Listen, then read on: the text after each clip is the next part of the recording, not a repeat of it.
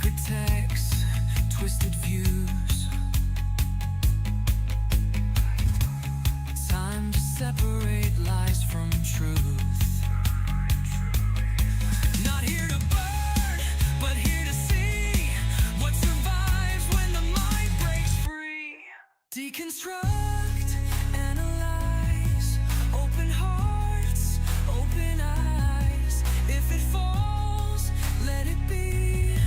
What remains is meant to be. Cyber deconstruction, let's get real. Faith when challenge starts to peel. If it's built on solid ground, why is it scared to stick around?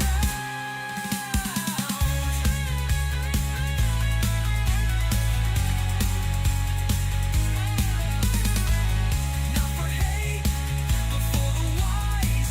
Truth won't shatter, only lies. Time to start the conversation. Now ain't the time to pretend nothing happened.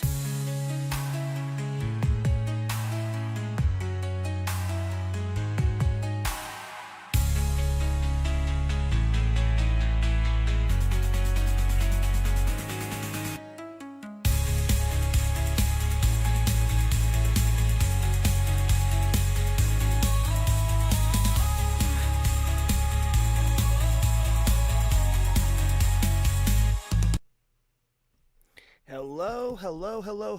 How is everybody doing? How's everybody doing? Over on YouTube, let's welcome Konami Relic to the mod team. So again, for my mods, the rule is that I don't care if people are arguing in chat. The engagement is needed. What I don't like, though, is when somebody's just spamming, like, you need Jesus. If somebody's just constantly spamming one-liners, put them in timeout. Don't block them. Just give them a timeout. Any slurs, any homophobia, misogyny, stuff like that. When it comes to like the misogyny, I'll leave that up to the individual mods. But when it comes to racial slurs, anything like that, those are automatic bans. Automatic bans. I don't tolerate that at all. And Mina, I am doing good. I am doing fantastic. I cannot complain too much. I'm just hoping we get a good live tonight. Tonight is the last live for Cyber Deconstruction for the week. Tomorrow night we will be going live with Reason and Rebellion with myself and Jaren. Unfortunately, some people on YouTube might be having a hard time finding that. We haven't posted a video on it yet, and sometimes YouTube hides channels until there's a video posted. But we will be going live at the same time, so look for that. And if you want a mod for that, we can definitely look at adding you as mods to that as well. You know what? Tonight, let's change up topics. I was thinking a little bit, and I'm like, do I want to run this topic again? Let's do a little bit of a change up. Let's go and let's run. You know what? We will run Christ is not divine. Let's run that one tonight. I haven't ran it for a minute. So let's run Christ is not divine. I'm curious if we're going to have anybody come up able to defeat this. I don't think so. I have yet to see anybody even come close to giving any decent arguments. But we'll see. Maybe tonight will be the night. Tonight might be the night. If you are on YouTube, again, you can join the link by going into tinyurl.com/cd-guest. We can certainly get you brought up that way. I would love to chat with you, hear your arguments. And when we talk about the divinity of Christ, not only do we talk about messianic prophecies, but we also talk about the historicity of Jesus. I don't believe there is good evidence for even the historicity of Jesus. I'm gonna go turn off a light real quick and be mess with my camera a little bit. Hold on.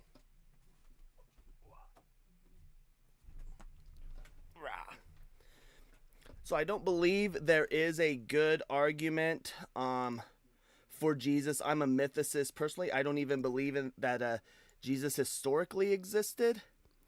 And so I'm interested to see some people come up and see if maybe they can even prove that wrong. Especially you atheists. The atheists are the ones that I really want to talk about when it comes to Jesus not existing. I love to talk with the atheists about this because I think they're the most egregious when it comes to talking about whether or not Christ historically existed. I just don't think there's any reason to have any belief in the historical Jesus either. Oh, the monster can is too much. You know what? I worked hard to get that in there. Let's move me off to the side so we can make sure we see that monster can.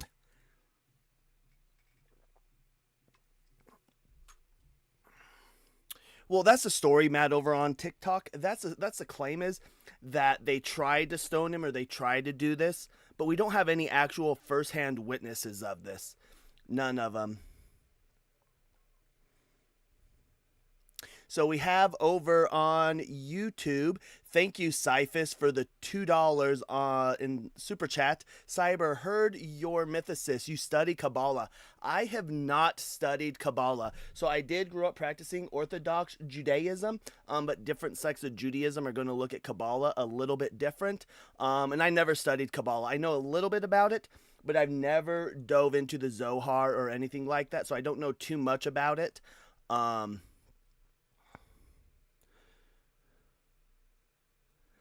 Josh. Yes, absolutely, Josh. The Shroud of Turin is an absolute fraud. In fact, Dan McClellan, if you go on YouTube, probably find it on TikTok as well. Well, you can find it on both because Dan McClellan does post on both. You can actually find Dan McClellan goes into an awesome argument about it, and he shows a guy who actually makes replicas of it using time period methods. And so, yeah, there's Shroud of Turin, absolute forgery. Ways we know it's an absolute forgery not only is due to the carbon dating, but it's the type of weave that it had. Had a 3-in-1 chevron weave, which did not exist until I think at the earliest, the 1100s. And we have Hanji coming up. Let me make sure we've got things open for Hanji.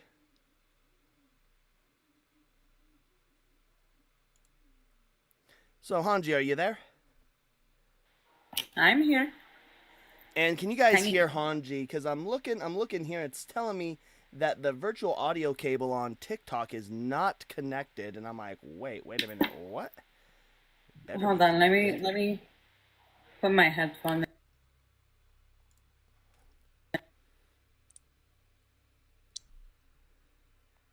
All right, I put my headphones in. Tiny right. All right, they can hear you on YouTube and they can hear you on TikTok, so you're good to go, Hanji. All right. Yeah, no, I didn't change any settings. So when I saw that, I'm like, that is weird. That is goofy. Why is it doing that? That's suspicious. That's weird. Yep.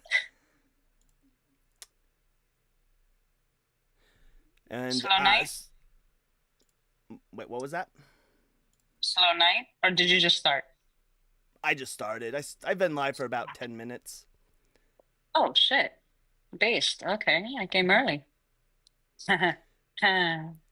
Yeah, so the Shroud of Turin, absolute forgery. You'll also hear about like people having all these different relics, with the cross, the crown, all forgeries. Not a single person can actually date those to the time of Christ.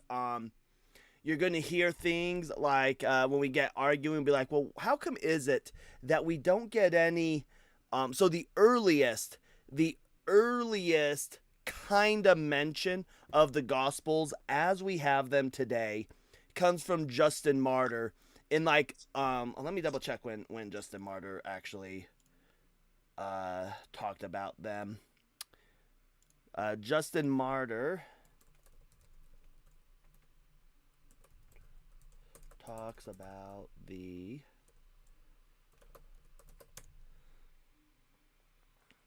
So the first time he talks about them is in the mid second century, and he refers to them as the memoirs of the apostles. So this is like the earliest mention of the Gospels, and it's like, why are we not hearing about the Gospels until the mid second century? Especially since we have like the historian Eusebius claiming that like they were written around. Well, some of them were written as early as 40, right? Like if you were to go to Eusebius today and tell him that modern scholars today believe that the Gospels were written right around 60, 70, right around that time period, Eusebius would slap the shit out of you. He would absolutely slap you and say that's heresy. They were written in the 40s. So and the fact that he says that they were written in the 40s goes to tell us that the early church did not believe in oral tradition. That's a modern day thing. That's probably a thing that developed right around probably around the after the 5th century, when they came to realize that people were starting to question some of the things. Are like, hey, things aren't adding up, and then they're like, oh fuck, oral tradition. That's how we get around it. Yeah, oral tradition. But it just doesn't exist in the early church.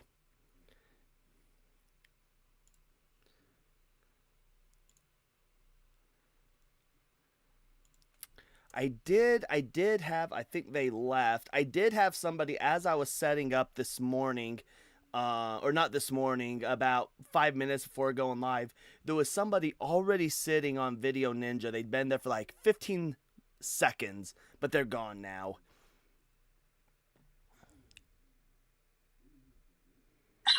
Yep, really isn't doing his best. Drew Davidson is saying, people resort to this kind of behavior when there is something incomplete for them. No, I just want people to believe in true things. I think Christianity is an absolute virus on society, and I think it needs to be eradicated. And so here we are trying to preach true things. Nas on TikTok, was there any proof of Jesus having his own gospel when he was on earth? No. In fact, the gospels that we have, when I say I'm a mythicist, so I don't believe Jesus existed, even as a person.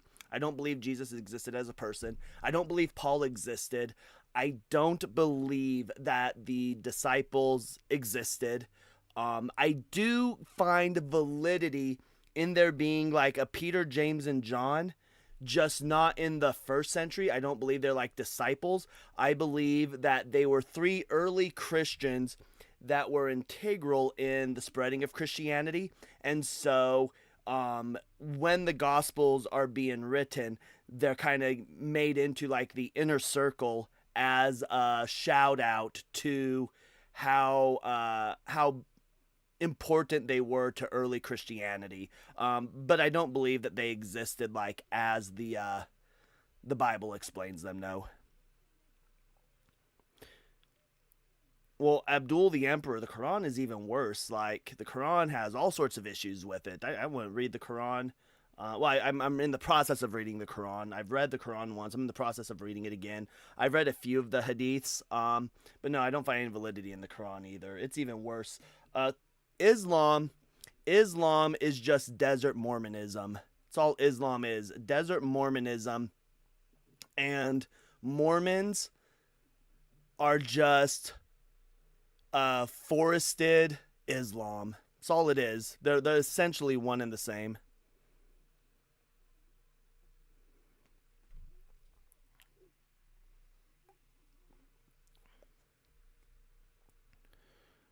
Duke White, I would love to know what you think about the new prophet that claims to be the prophet.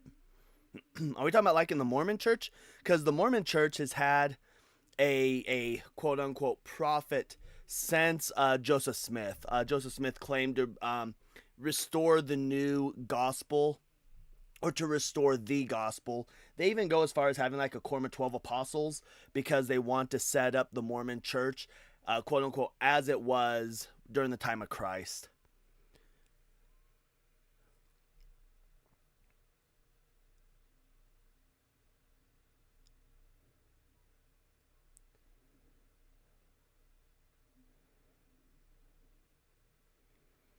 Oh, I don't have any faith. Just responding real quick to Dawson. No, I don't believe in Christ at all. Christ was a liar and a fraud.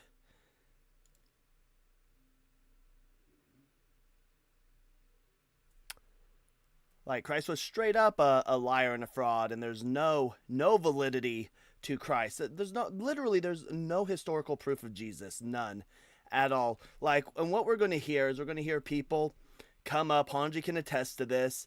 What you're going to do is you're going to hear about Josephus getting brought up. Well, when we run stellometry, we know that Josephus was interpolated into. And people had been guessing that Josephus was interpolated into long before stellometry, because the Testimonium of Flavianum is a narrative shift.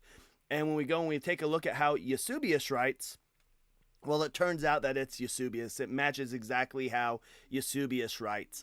And then you're going to read in another, later on in Antiquities of the Jews, you're going to read where it's talking about Jesus, and then you're going to have this little thing that says, who was the Christ, the brother of James. And people will be like, oh, this is clearly talking about Jesus. But it's not.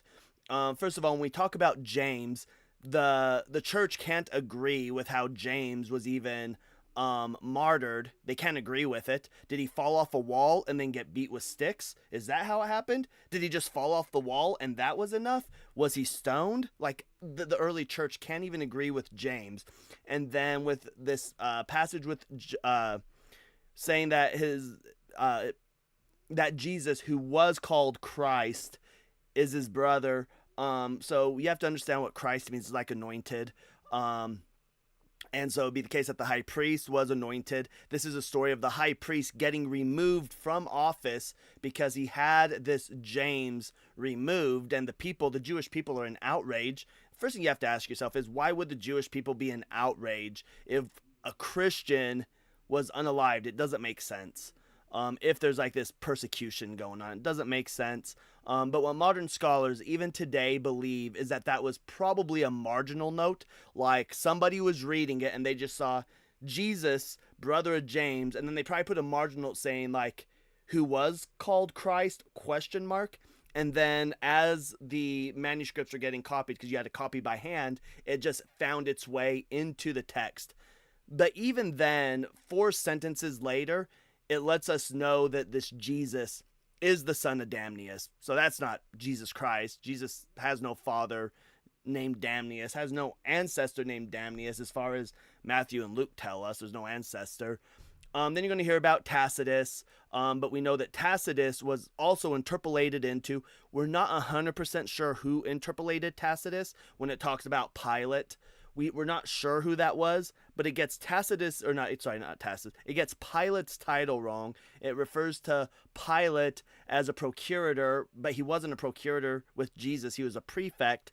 But we don't know who interpolated it, but we know that section doesn't match the rest of Tacitus.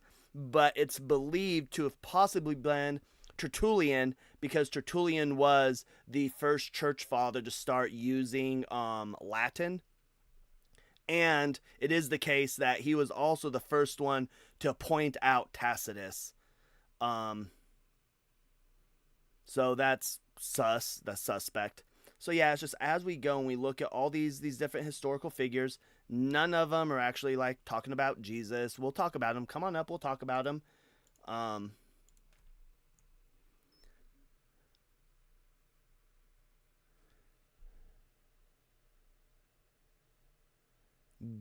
Goodman Voyager, if you don't believe in God, you are not participating in the works of faith at the present time. I don't take anything on faith. Look, if you take anything solely on faith, you're an idiot, right? You should never, ever take anything solely on faith. If they cannot provide evidence of it, don't take it. Don't do it. That's how you end up getting ripped off. That's how you end up sending your money to a scammer. Don't take anything on faith. Look for the evidence. If there's no evidence, don't do it. It's ridiculous.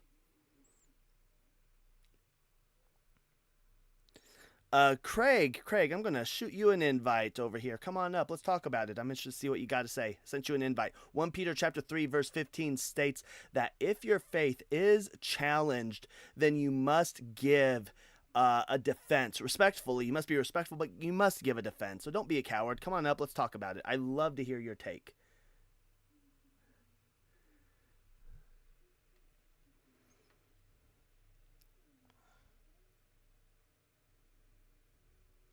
And there we go. We got Cheese Thunder on YouTube.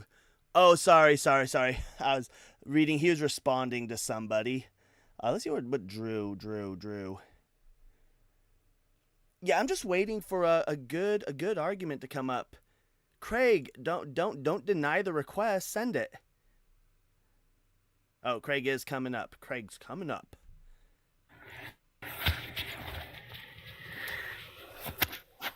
How you doing, Craig? Can I get your age? I'm almost 60 in a few days. You're going to be how old? Almost 60 in a few days. Oh, okay. Can you hear me? Yeah, I can hear you. I thought you said 16, and I was like, oh, I got to drop you. But 60, you're good. 60. And 60. Are Thank you for a having me up. Christian? Quite a privilege to be online with you, okay? Yeah, not a problem. And are you a Christian? Yes, I'm a true Christian.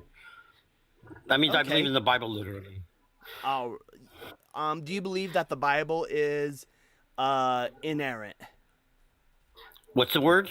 What was that word used? Inerrant. Do you believe that there are mistakes in the Bible?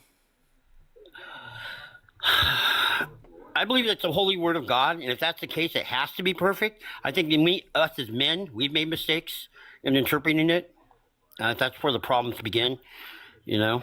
But do you believe also like in the English, Bible? But do you believe that the Bible, as written, has mistakes in it?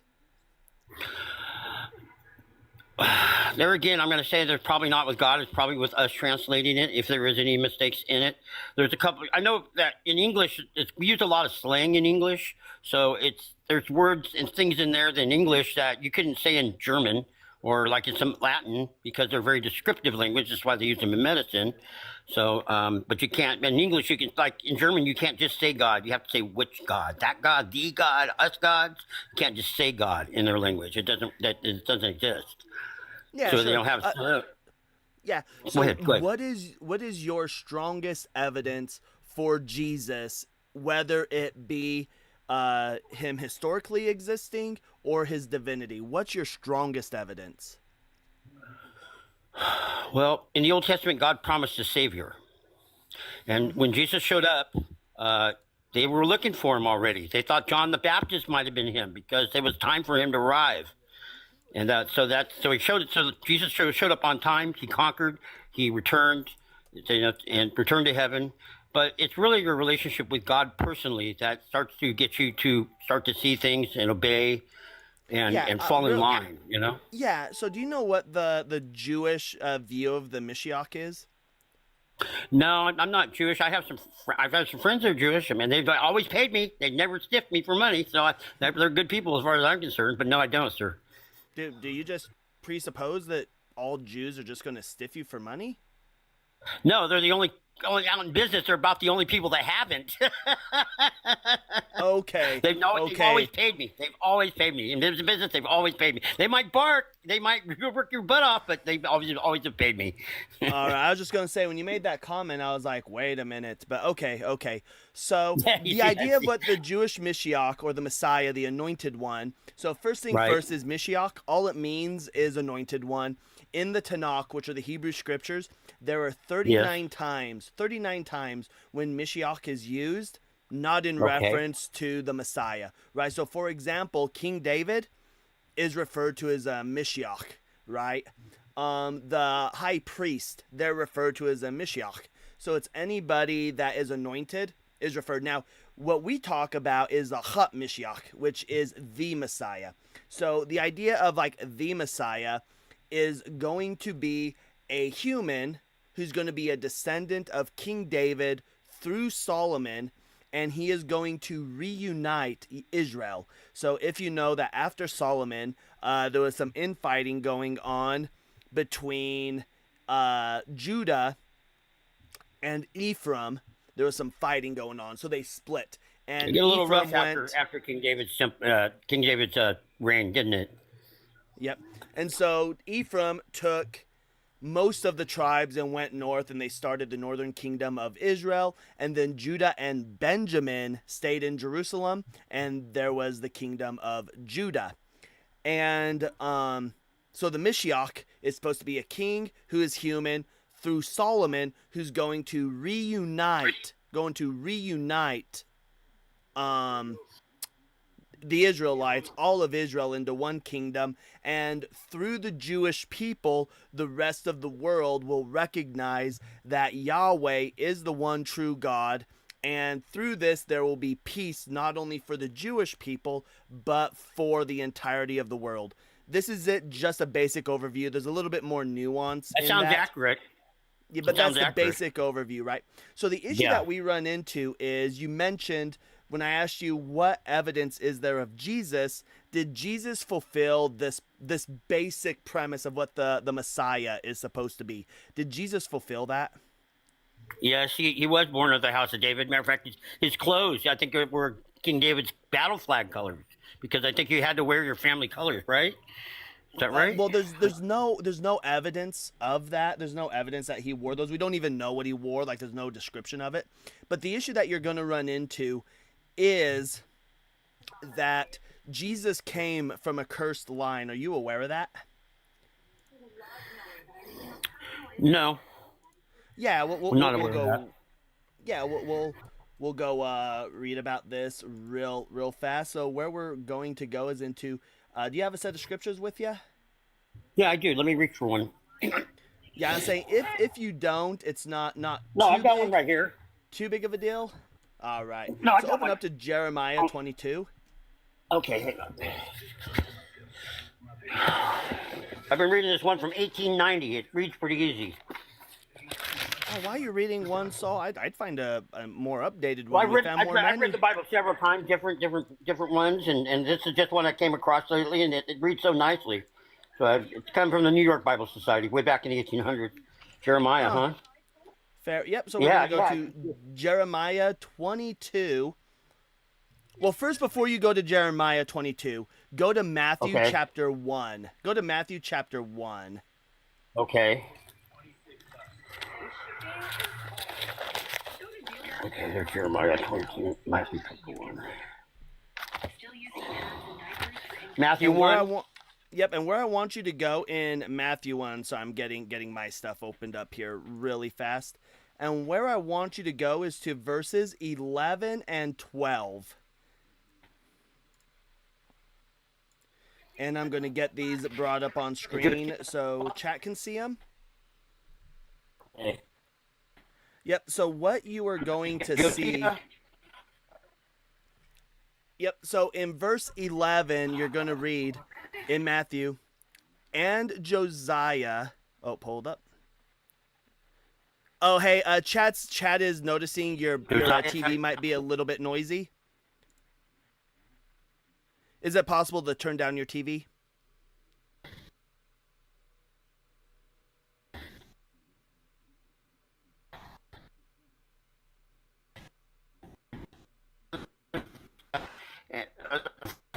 Shared, and brothers at the time of the deportation to Babylon. Yep. So you see that guy Jeconiah? See that person Jeconiah? Yes. Right. And now Yes. go to Jeremiah 22. Okay. You have to admire the brothers for keeping such great records. It must have been really tough on the desert. Right. Now, what you're going to learn is that Jeconiah had another name. He went under the name of Jehoiakim. That was another name that he had. And he also went by Coniah as a nickname. And so what you're going to read is starting in verse 20. How do you know that? Huh? Go ahead. 20. We're in Jeremiah 22, right? Yep, Jeremiah 22, verse Jeremiah 24. 22. Yep, verse 24.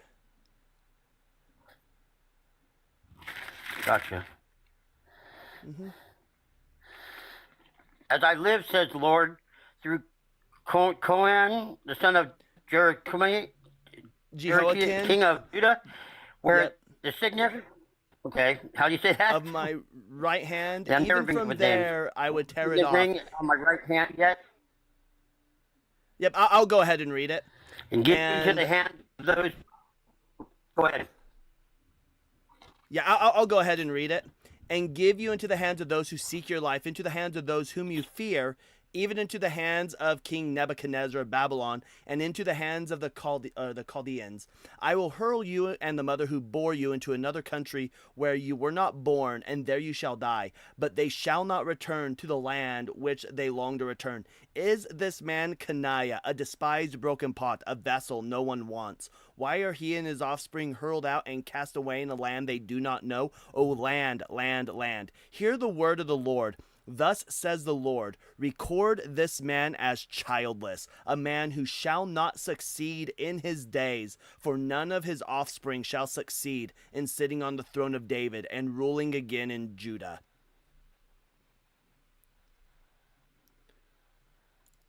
So this is just telling us that he's not going to rule. God doesn't want him to rule. God is literally ripping the signet ring off his hand.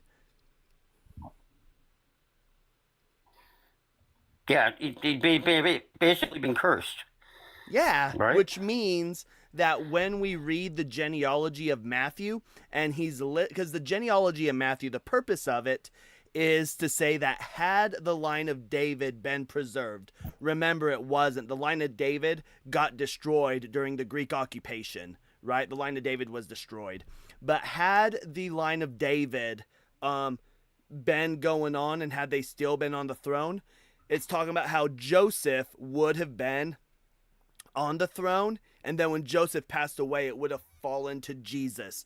But because Caniah was kicked off the throne, that could never have happened. In fact, you'll read that it went back to his uncle. I thought it was Mary's side of the family that. I thought it was Mary's side of the family that had royal blood, royalty in her blood. No, in fact, the one that they claim, the side that they claim with Mary, it doesn't go through Solomon. It goes through Solomon's brother Nathan, and that's in Luke 3. Luke 3, I believe. Wow, you Yep. did some research. Yep, so we'll open up Luke 3, and you'll be able to see this on the screen.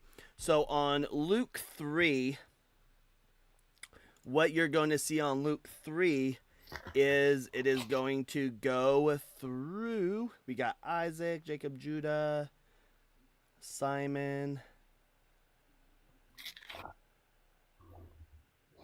Well, and even here it'll also mention of Joseph, but here it goes through, seeing where we can find you know what, Control F. There we go, right there. Nathan, right here. I'm going to copy that. So we have son of Jesse, son of David, Nathan, son of David. So even here it goes through Nathan, not Solomon. So even this genealogy gets it wrong. Okay. And it's just the case that whoever And then, was reading chapter 3. Yep, it's Luke chapter 3, verse 31. And it is the case that just whoever was reading, or sorry, not reading, who is writing these scriptures did not understand the Jewish lore. They weren't familiar with it.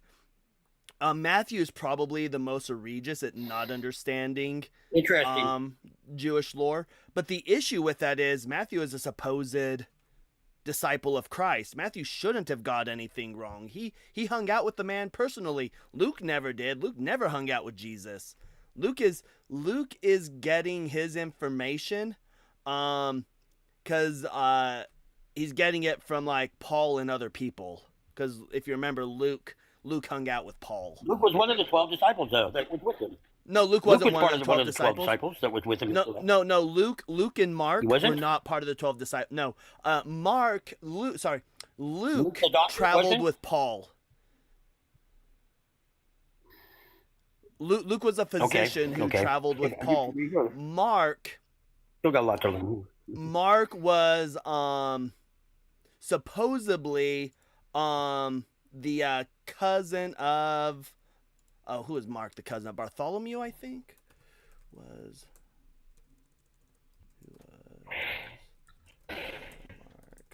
cousin? Barnabas. Sorry, I don't know why I thought Bartholomew. That's one of the disciples. Barnabas. He was the cousin of Barnabas. I guess that's how things in the last days are correct, isn't it? They got things wrong. Like they didn't get anything how things right. in the last days are correct. Wait, say that again? Yeah, but at least in the last days, the Holy Spirit's poured out, and we have clarity, and you can correct those things. That's the interesting part, just to see things. Like, you're probably right.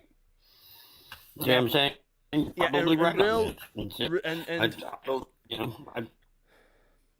Yep, and real quick for ODST Perez, hold on real quick. ODST Perez. I am streaming on YouTube as well. If you know Wes Huff, shoot him an invite him in. I would love to debate him. I would love to cook him. I'll just ask him why he gets things wrong all the time. I'll ask him why he lied about the Great Isaiah Scroll. Like, it's easy. Wes Huff gets things wrong literally all the time.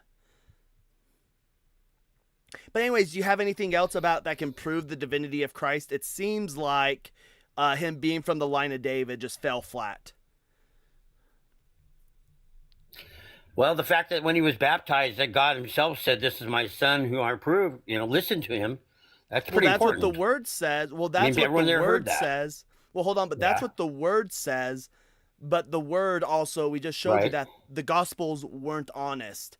They tried to, or they didn't know they didn't know the lore, right? So when we read in Matthew, and we read that there's no way that Jesus was going to sit on the throne anyways.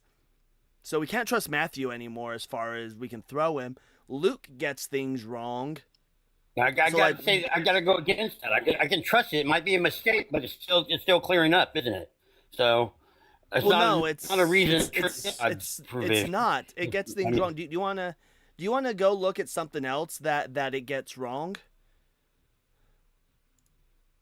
Do you wanna hear a contradiction where Jesus gets something wrong, according to the gospel writers?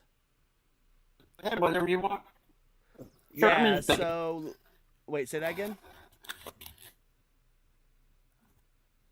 Hey, Hanji, can you hold on? Hanji, can you say something real quick? I just want to make sure this is just him and not TikTok. Can you say something, Hanji?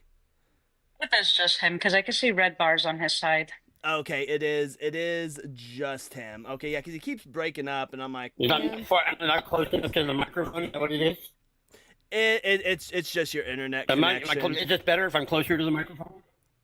I think it's your internet connection. Oh yeah, I'm on a phone. Is what it is. Yeah, I think it's because. Yeah, I think it's because you're right now you're on the Holy Spirit's like Z team right now, and I think the Holy Spirit is like trying to disrupt your connection because you seem to not be doing too good. Let's look up. Oh, there we go. So here we'll go talk about Mark. So do you remember in? So I'm gonna show you another story really fast. So we'll get this brought up, and so this is with David. This is when David is on the run because David went on the run quite a few times. And it says, and David said to the priest Ahimelech, the king has charged me with a matter and said to me, no one must know anything of the matter about which I send you and with which I have charged you. I have made an appointment with the young men for such a place. Now then, what have you at hand? Give me 5 loaves of bread or whatever is here. The priest answered David, I have no ordinary bread at hand, only holy bread. So this is the show bread. Provided that the young men have kept themselves from women, David answered the priest. So David is receiving, or sorry, Ahimelech, right? We have this highlighted in blue. The priest Ahimelech is giving David this bread, correct? Right. Which was made for sacrifice. Is that what it was? No, it's made for it's Bread only was for the Levites. Yeah, it's holy bread. That is, so the holy Okay, food yeah. is only It's for the sacrifice. Levites to eat. Nobody else can eat it. It's only for the Levites. And so this is found in 1 Samuel chapter 21. Correct. But we can both agree that it's Ahimelech who is doing this, right? Okay. The issue that we run into is in It Mark. wasn't, it was somebody that David sent. Wait, say that again? Okay. Yeah, Is that somebody so that David sent? Ahimelech? Well, Ahimelech gave it to David, but the issue that we run into is that when Jesus is retelling this story, he mentions that it was Abiathar Right. who did it. Jesus gets the name wrong. This shows us that Jesus wasn't familiar with the scripture. Jesus wasn't reading the scripture. He didn't know it. Jesus gets it wrong. Well, isn't one a title and the other one's a name?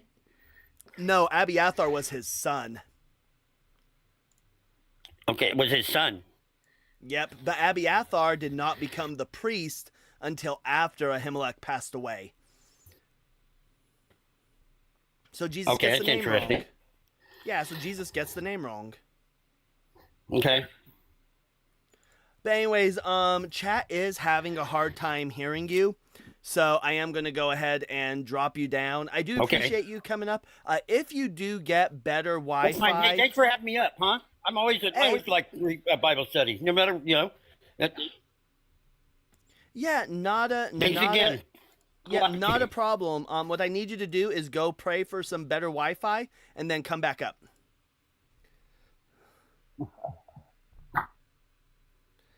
Yeesh. He kept cracking in and out anyway. It was hard to even understand what he was talking about. Yeah, I didn't see on my end. I didn't see any red bars, and so I'm like, oh man, I hope because it started happening right when I opened up another link. It's right when I opened up Matthew, and I was like, oh no, because I do this on my laptop, and I'm like, oh no, hopefully I'm not overloading my computer right now. I shouldn't be. I haven't opened up any more apps or anything. Oof, don't do that. But no. So yeah, we're still waiting here. If you're on YouTube, there's 67 people on YouTube right now, and we've got over on TikTok. We have 29 on TikTok. I believe Justin is still live. Let me go check real quick. I think he's still live right now. So we'll see if we get a Justin raid. Yeah, Justin's still live. We'll see if we get a Justin raid afterwards. But if you are on TikTok and if you do have a strong argument that you can prove the divinity or the historicity of Jesus, go into that link, tinyurl.com/cd-guest. I'd love to hear it. Just don't fall flat like that last guest. Maybe you'll be able to prove me wrong. Give me a strong argument. Make me rethink my life. I like to. Yeah. Duke, I'll bring you up, but it better be about the divinity of Christ, Duke. I like Duke. I really like Duke. Duke's pretty awesome. Duke is actually one of the Duke. I'll say you are probably one of the most. We don't agree on a lot, but I'll say you are one of the most sincere and probably honest Christians next to Calvinist that I've talked to, and I've always appreciated the conversations that we have. Well, it's so funny because I was just on the Deconstruction Zone, and I guess he said he's going to look into it, but I'm just trying to find a deconstructionist and know the opinion on the new Messiah guy that came up. Like, Christians are leaving the faith in droves, and Muslims are leaving the faith in droves. Like, it's happening so fast. But I wanted to know what you guys thought about this. What's his name? I just know he claims to be the new pope. He's the Mahdi. He wears a beanie. It's like I can't pronounce it. Yeah, I guess if you Google the new pope, he shows up. You know, he claims to be the new pope. He says that he is the comforter, the one that Jesus spoke of, And someone's just put up there beanie Pope. Yeah, he wears a beanie. That's him. But it's happening so fast. And he has a TikTok page, and they just sit up there all day. And it's two things that are interesting. One, the arguments that you guys make are what Christians are making against him, and he's using scripture, but they sound exactly like you guys. It's phenomenal to see it.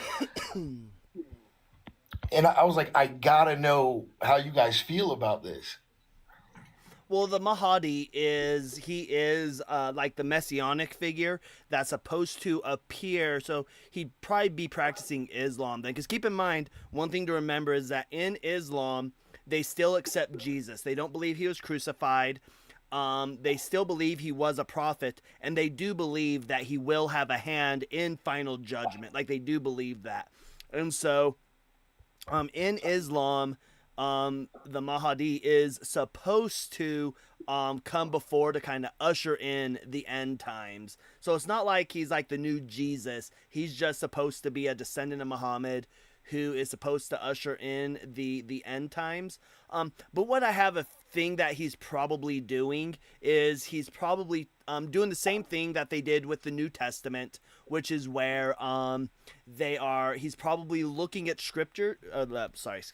looking at scriptures and finding a way to where he can fulfill these. And this is something that Joseph Smith did a lot.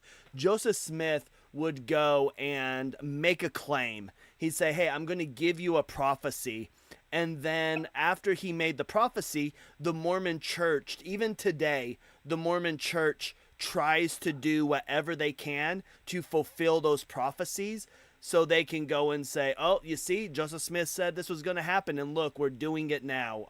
For example, one of the prophecies that Joseph Smith gave, it was actually a prophecy that was given not too far from where I live. I drive by this site almost every day. And one of the prophecies that he gave is, if you look at the temples, on the Mormon temples, you'll see there's a golden statue. That is a statue of a man named Angel Moroni. The Book of Mormon is called the Book of Mormon. That angel's dad is the one who abridged and wrote down the golden plates that Joseph Smith had. And one of their prophecies is that at the end times, you'll be able to stand at one temple and you can look in any direction and you'll be able to see the Moroni of another temple. And so every year the Mormon church builds hundreds of these temples because they're trying to make that prophecy come true. In fact, a place not too far from where I live is getting a second temple in that city, a second temple in that town. And it's a small town. It's a super small town. It's a college town, though. It's one of the BYU campuses. So that's why they're doing it. But they're building all these temples, not because they're needed. They're not needed. The temples they have can definitely take care of their own communities, but they're doing it to try to force a prophecy to come true.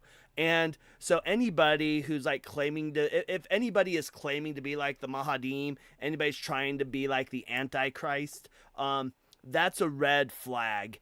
Anybody, even Jesus claiming to be the Messiah, is a red flag. You aren't the Messiah because you are claiming it. You become the Messiah or the Mahadim or any of these other things because of what you are just doing on your own, and other people look at you and go, hey, look, I got the book, and the book says, and look what he's doing, right? But if you have to call yourself out as such, chances are you're looking at the scripture and trying to force prophecy to come true. Yeah, I agree with that 100%. Now, how dangerous do you think replacement theology is, and why don't modern believers even acknowledge that it exists? Replacement, as an atheist, I don't have a problem with, let me rephrase that. It would depend on the reasoning for the replacement theology. If we were to have a sect of Christians come in today and they were trying to say, we are the true Christians, and let's say they brought in their own form of the Old and New Testament, and in their version they were to say, look, we have received inspiration and have received the true translation, and God condemns slavery. God straight up says no slavery. While I'm not going to believe it because I have no reason to believe it, I would say that that is better than saying a replacement religion, say, I don't know, the Southern Baptist Convention, trying to, replace modern day Christianity at the time by saying, no, no, no, no, we got to keep slavery. So it depends on the reasoning for the replacement theology.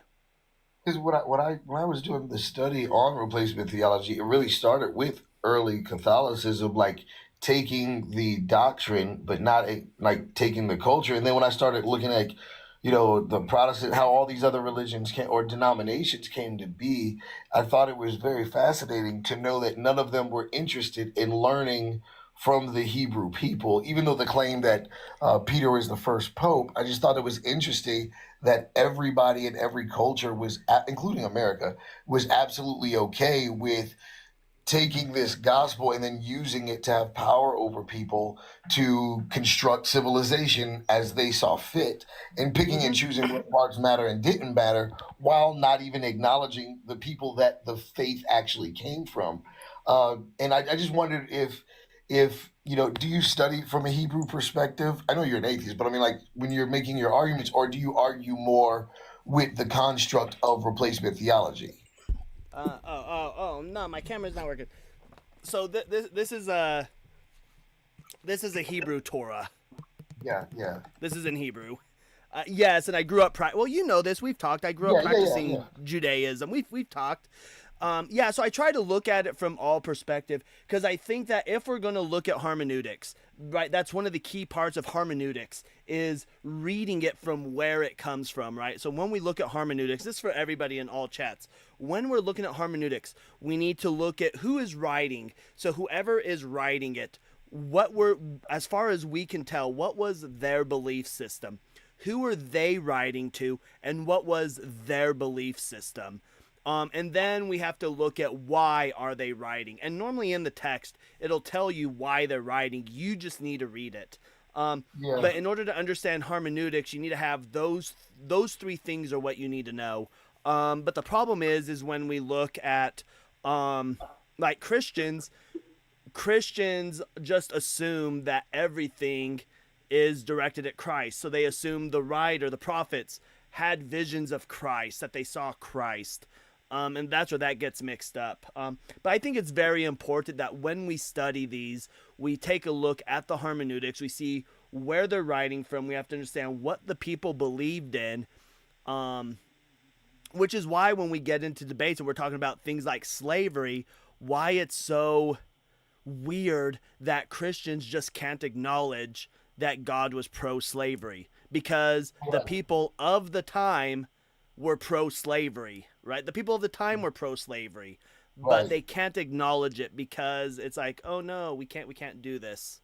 Yeah, because I mean, just a few hundred years ago, well, not a few hundred years ago, but just in America, Christians were pro-slavery. So it's not like, oh, that was just way back then. It's like, no, it was like you could easily go to a church and see someone, in a tree, hanging out,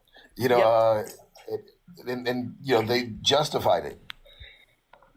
Yep. But anyways, Duke, I appreciate you coming up. I do have somebody waiting, and I do want to get on some debates, but thank you for coming up. I appreciate it. Please don't forget to check that Mahdi guy out. I'd love, once you do some research on it, I'd love to know what you think. Okay.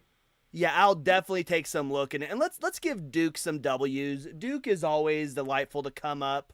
So yeah, I'll definitely take a look at that.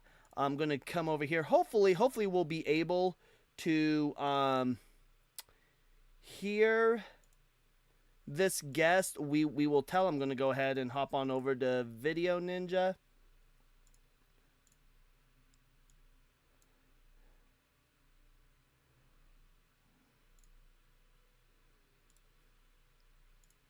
And Jordan, is that how you pronounce that? How you doing?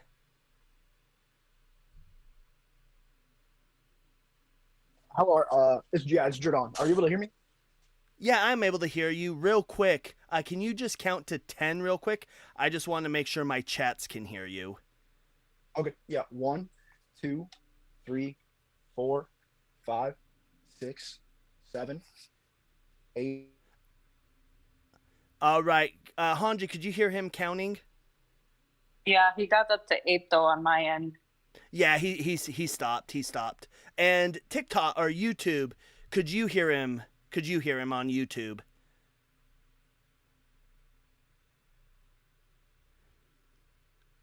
And Joe and Eddie, could you hear him? Okay, they could hear there. Okay, they can hear you. We're good. We're good. All right, Jordan, how old are you?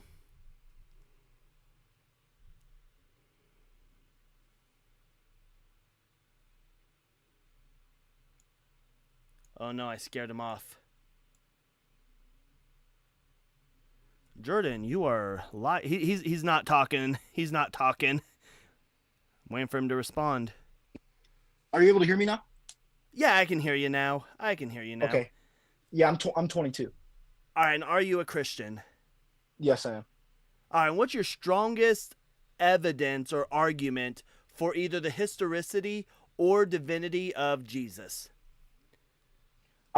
So for the I guess we can go with like the divinity of Christ. Mhm. So I take the paradigmatic approach. So I would use the transcendental argument for God. I don't know if you're aware of it or if you've heard of it. The transcendental argument for God? Yeah. Okay, yeah, so give me the premises for that. So We're running tag, guys. We're running tag. So yeah, so I'm not gonna like I don't want like you want to put it. I don't really want to put out in a syllogism. I can just lay through like the basic argument if that's fine. Okay. Yeah, go ahead. Yeah. So in everyone's worldview, they have these presuppositions of things they believe in, ways of interpreting the world around them. And so many people take for granted all of these things and what they hold to be true or what they don't even know that they hold to be true. So number one, you're going to need a kind of a coherent worldview for all of for what you believe, your grounding for what you believe, epistemologically, like starting with. So logic, right? You're going to need to be able to ground logic, be able to ground metaphysics if you believe in them, or have a coherent worldview of why you don't believe in the metaphysical. So in Well, the so just yeah, go ahead. I'll let you go. Yeah. So the transcendental argument for God is, we have logic, we have all of these things, right? We have logic, metaphysics, we have morality, ethics, we have the regularity of nature. The only being that grounds them is the Orthodox Christian God. There's no other. What's your argument that what's your argument that he's the only thing that grounds them? Well, it's the absurdity of the contrary. So, as an atheist, I don't know if you're a naturalist, a physicalist, an empiricist. Your worldview will be incoherent, and I can demonstrate that. And then you can cross-examine me, and I can posit to you why it grounds that. Yeah, so I ground things through I ground. So there's two things that I ground things in. One is empathy, and through phenomenal conservatism. Okay, so could you elaborate on what phenomenal conservatism is? Yeah, so phenomenal conservatism means that unless there is a defeater, unless you can defeat it, that I am justified in believing that my seemings seem real, all things considered. So, for example, if I stick a straw in a cup of water and it looks like it's separated, right? I'm justified in believing that it is separated until a defeater is presented. So as soon as that defeater is presented, that there's a refraction, then I'm no longer justified in believing, all things considered, that it is no longer split. I now have an understanding due to this new knowledge that I have gained that is still a solid straw. It's not split. So, and I'm justified in believing my seemings seem real. And so you would just need to give me a defeater for why I'm not justified in believing my seemings seem real. Okay. So can I? So are you a naturalist? are you an empiricist? Or based on what you're saying, it would be purely based on sense data. Yeah, so I would say that I'm a naturalist, and I say I rely on empirical data. Sure. Okay. So in the naturalist paradigm, in the naturalist kind of worldview, empathy is going to just be a process, right, or a response. It's not going to have any, especially if you're solely relying on sense data. Empathy is just a response. You have What's the definition and, of? Do you know what empathy is? Do you know what the definition of empathy is? so like, well, you can. It's your system. I would define it for you. You could define it. Oh yeah. But So like, empathy, yeah. I'll define it real quick. So empathy is just the ability to look at the other side of an argument, right? So if I'm not willing to mhm, listen to the other side of an argument, if I just ignore the other side of the argument, I'm acting mhm, irrationally, thus I am wrong. But if I am listening to the other side of the argument, again, using phenomenal conservatism and all things considered, and mhm. then I act after I've done that, then I am no longer acting irrational. But if we act irrational, then we're just wrong because we're not acting Okay. rational. We're just wrong. Understood. I'm just going to clarify something. It's very hard for me not to be like straightforward. So if you feel offended at any time, just let me know, and Oh no, you're and good. I'll You're good. You're good. yeah. I prefer people to be straightforward. Okay. So there's already problems with both sides of kind of your two axioms because it seems like Yeah, you're let's hear taking them. them axiomatically.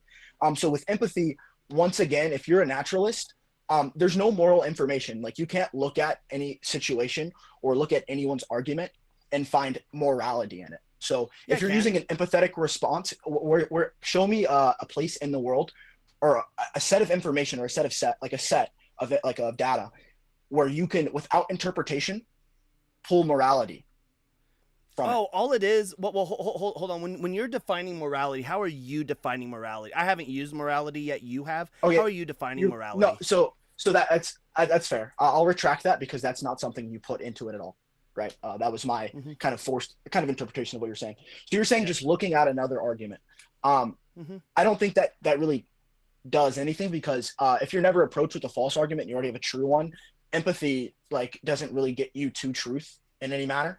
Um, so if you're not importing if you're not presupposing and importing morality and stuff into that empathy, I think it just doesn't mean anything Well, because I think like you're just saying well I just let me finish real quick. I get what you're saying and I understand it is I agree that it is a good thing, right? Being able to art understand someone's position, be willing to intake it and interpret it and see how it grounds with see how Mhm. it kind of correlates with reality. So I get that, but I think it's like I don't think it doesn't really get you anywhere to it doesn't really do anything because there's no truth value to that, right? It doesn't make you any more truth after any less any conversation more truth I after don't less think truth. morality has any truth value. Like whenever we Yeah, talk about so morality, like if you were I to no ask me, like, is I backed away morality? from morality. I Yeah. backed away So from so morality. Mhm. Yeah, so the way this works is so whenever we talk about things like let's say you and I cuz whenever we do things, whenever we pass law, whenever we do anything that would require us to like harm another person, it requires a dialectic, right? Always. Mhm. Always. In fact, the fact that we are talking right now, we are Mhm. not even realizing it, employing empathy, and we don't even realize it, right? The mere fact that when I mentioned what's your definition of morality, and you said, oh, you're right, you never mentioned morality, I put that in, you, without even realizing it, employed empathy and withdrew your statement, right? So whenever we have Yeah. a Mhm. dialectic of any kind, and let's say we go and we are talking about, say, slavery, right? And we enter that Mhm. into a dialectic because before slavery happens, it enters into a dialectic. Well, once we start entering into that negotiation, that dialectic, Mhm. if we are properly employing empathy and listening to all sides of the argument, not only is it you and me having the dialectic, but let's say we're talking about enslaving everybody named Bad Religion. And that's who we're going to enslave. If you have bad religion in your name anywhere on social media, in real life, you will be enslaved. We also then have to take bad religion into consideration and understand their argument, their opposition to it as well, right?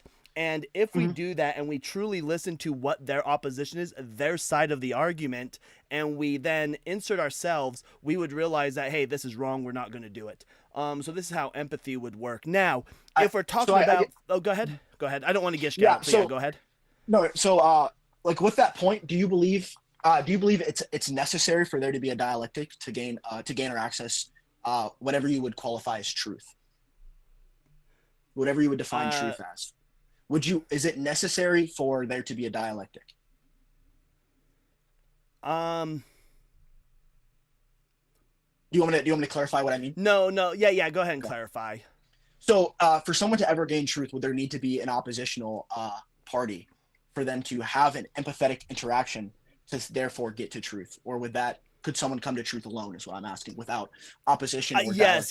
There does have to be, and that is simply just if your action is going to, and again, when it comes to like I don't believe there's a truth value, right, to morality. I don't think there's a truth value.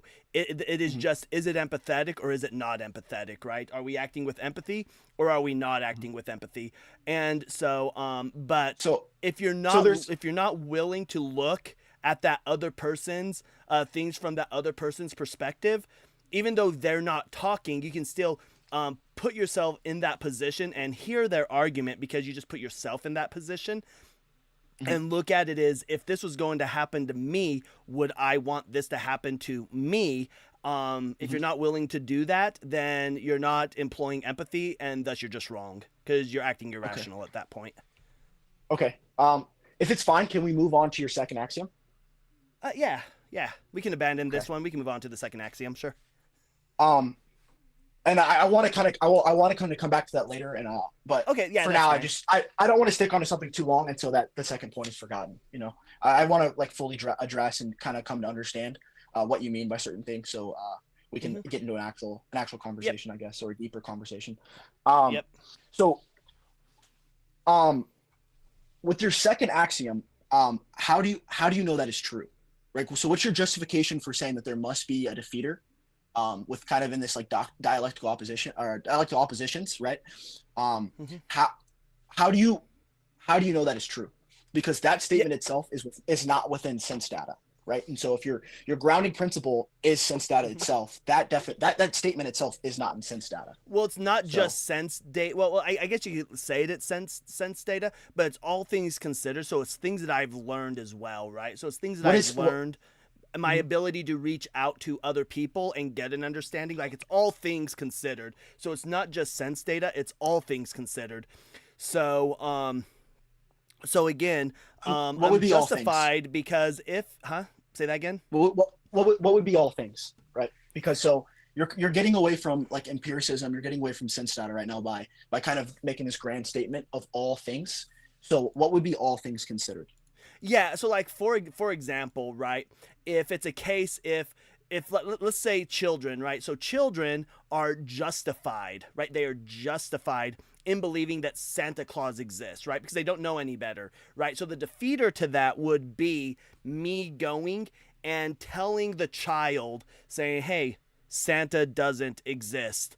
And then they are able to take that and they can do their own research into it. And then they would come to the realization that Santa Claus doesn't exist, right? So all things considered. Now, let's say we have somebody who suffers from, say, schizophrenia, and they are hearing voices or other things that go along with that, right? Well, the defeater to that would be that they have schizophrenia, and that would be the defeater to that. Thus, they are not justified in their seemings because there's a defeater for it, right? And so it is the case that the world that I see around me seems to be real. It seems to be real. And I'm justified in believing that, right? Until something that I think seems to be real, if somebody can't provide me a defeater for that, then I'm just going to accept it to be real. Now, if you provide me a defeater for it, and then I can research into that, and if I come to the thing that, hey, that defeater checks out, it checked out, then I'm no longer justified in believing whatever it was that I was believing in. So that's all things considered. Okay, so I want to clarify justification here, right? So when we're talking about justified true belief, right, especially when we're talking about paradigms and kind of epistemological concerns, you're importing and you're preloading in a lot of things, right? So it sounds like you're a foundationalist. It sounds like that, right? So you, from your sense data, you build onto these axioms, right? And a part of those, and you have these following axioms that kind of come down the line. So the first one is empirical data. Your next one would be dialectics, right? Versus what you know and what a defeater for it, or the opposition that gets you to truth, right? So you're importing a lot of things to get there, right? So you're importing logic, right? So you're importing the ability, right, to be able to use logic, right, without grounding it first. So when you start as a foundationalist, you need to be able to ground all of. You have to have a very grounding principle. Logic is as part of the thing is because I don't believe that there's like logic existing. Logic doesn't exist. Logic is just how we explain our seemings, right? So it turns out that because when we go with logic, if you dive into logic, like there's like the 3 classical laws of logic, sure, but then you get into like fuzzy logic, and we can go and talk to a bunch of different philosophers, and they're going to take those, and we even have the case where there are Graham Opie gives a compelling argument for why the law of non-contradiction doesn't always apply, and he has a great standing on why he believes it doesn't always apply, right? So these are why I don't believe that logic necessarily exists. It's just how we observe things, thus it falls under phenomenal conservatism. So you would believe that so what would you then say the existence of logic is? Do you believe so it doesn't have existence, it doesn't exist at all? Is that what you're saying? It doesn't exist. It is just the case that, again, to phenomenal conservatism, it seems to me that the 3 classical laws of logic, I don't dive, for most debates, I don't dive too far off of those, because those get into extremely boring debates for chat, because they're not here for like Philbro talk. So for this sake, I don't dive too far off of the 3 classical laws of logic. But it seems to me that so we can three classical. Well, let me finish answering the question. It seems to me that the 3 classical laws of logic always occur. However, again, Graham Oppie could potentially give me a defeater to where I might need to change my view on the law of non-contradiction. I might need to change it. Right? But that could be a potential defeater. So perhaps the second law of logic doesn't actually apply at all times, right? So these are what I mean by phenomenal conservatism, is I'm still justified in my seemings, unless there's a defeater presented. So so do you realize that if you're going to deny the objectivity of logic, that then you're going to deny your ability to argue and have a true meaning in language and conversation, right? No, that's not true. Give me an argument for that. So you said, right, if you were to deny the law of contradiction, you would lose meaning in your language, because you said you may have to, right? You may have to change your position, right? Yeah. Well, if it's allowable for you to contradict yourself within logic, and the law of contradiction doesn't exist, then that statement is meaningless, because it could mean the exact opposite. It could mean very well mean a contradictory statement. Well, hold on. Because hold on. What exactly did I say about the law of non-contradiction? What did I actually say about it?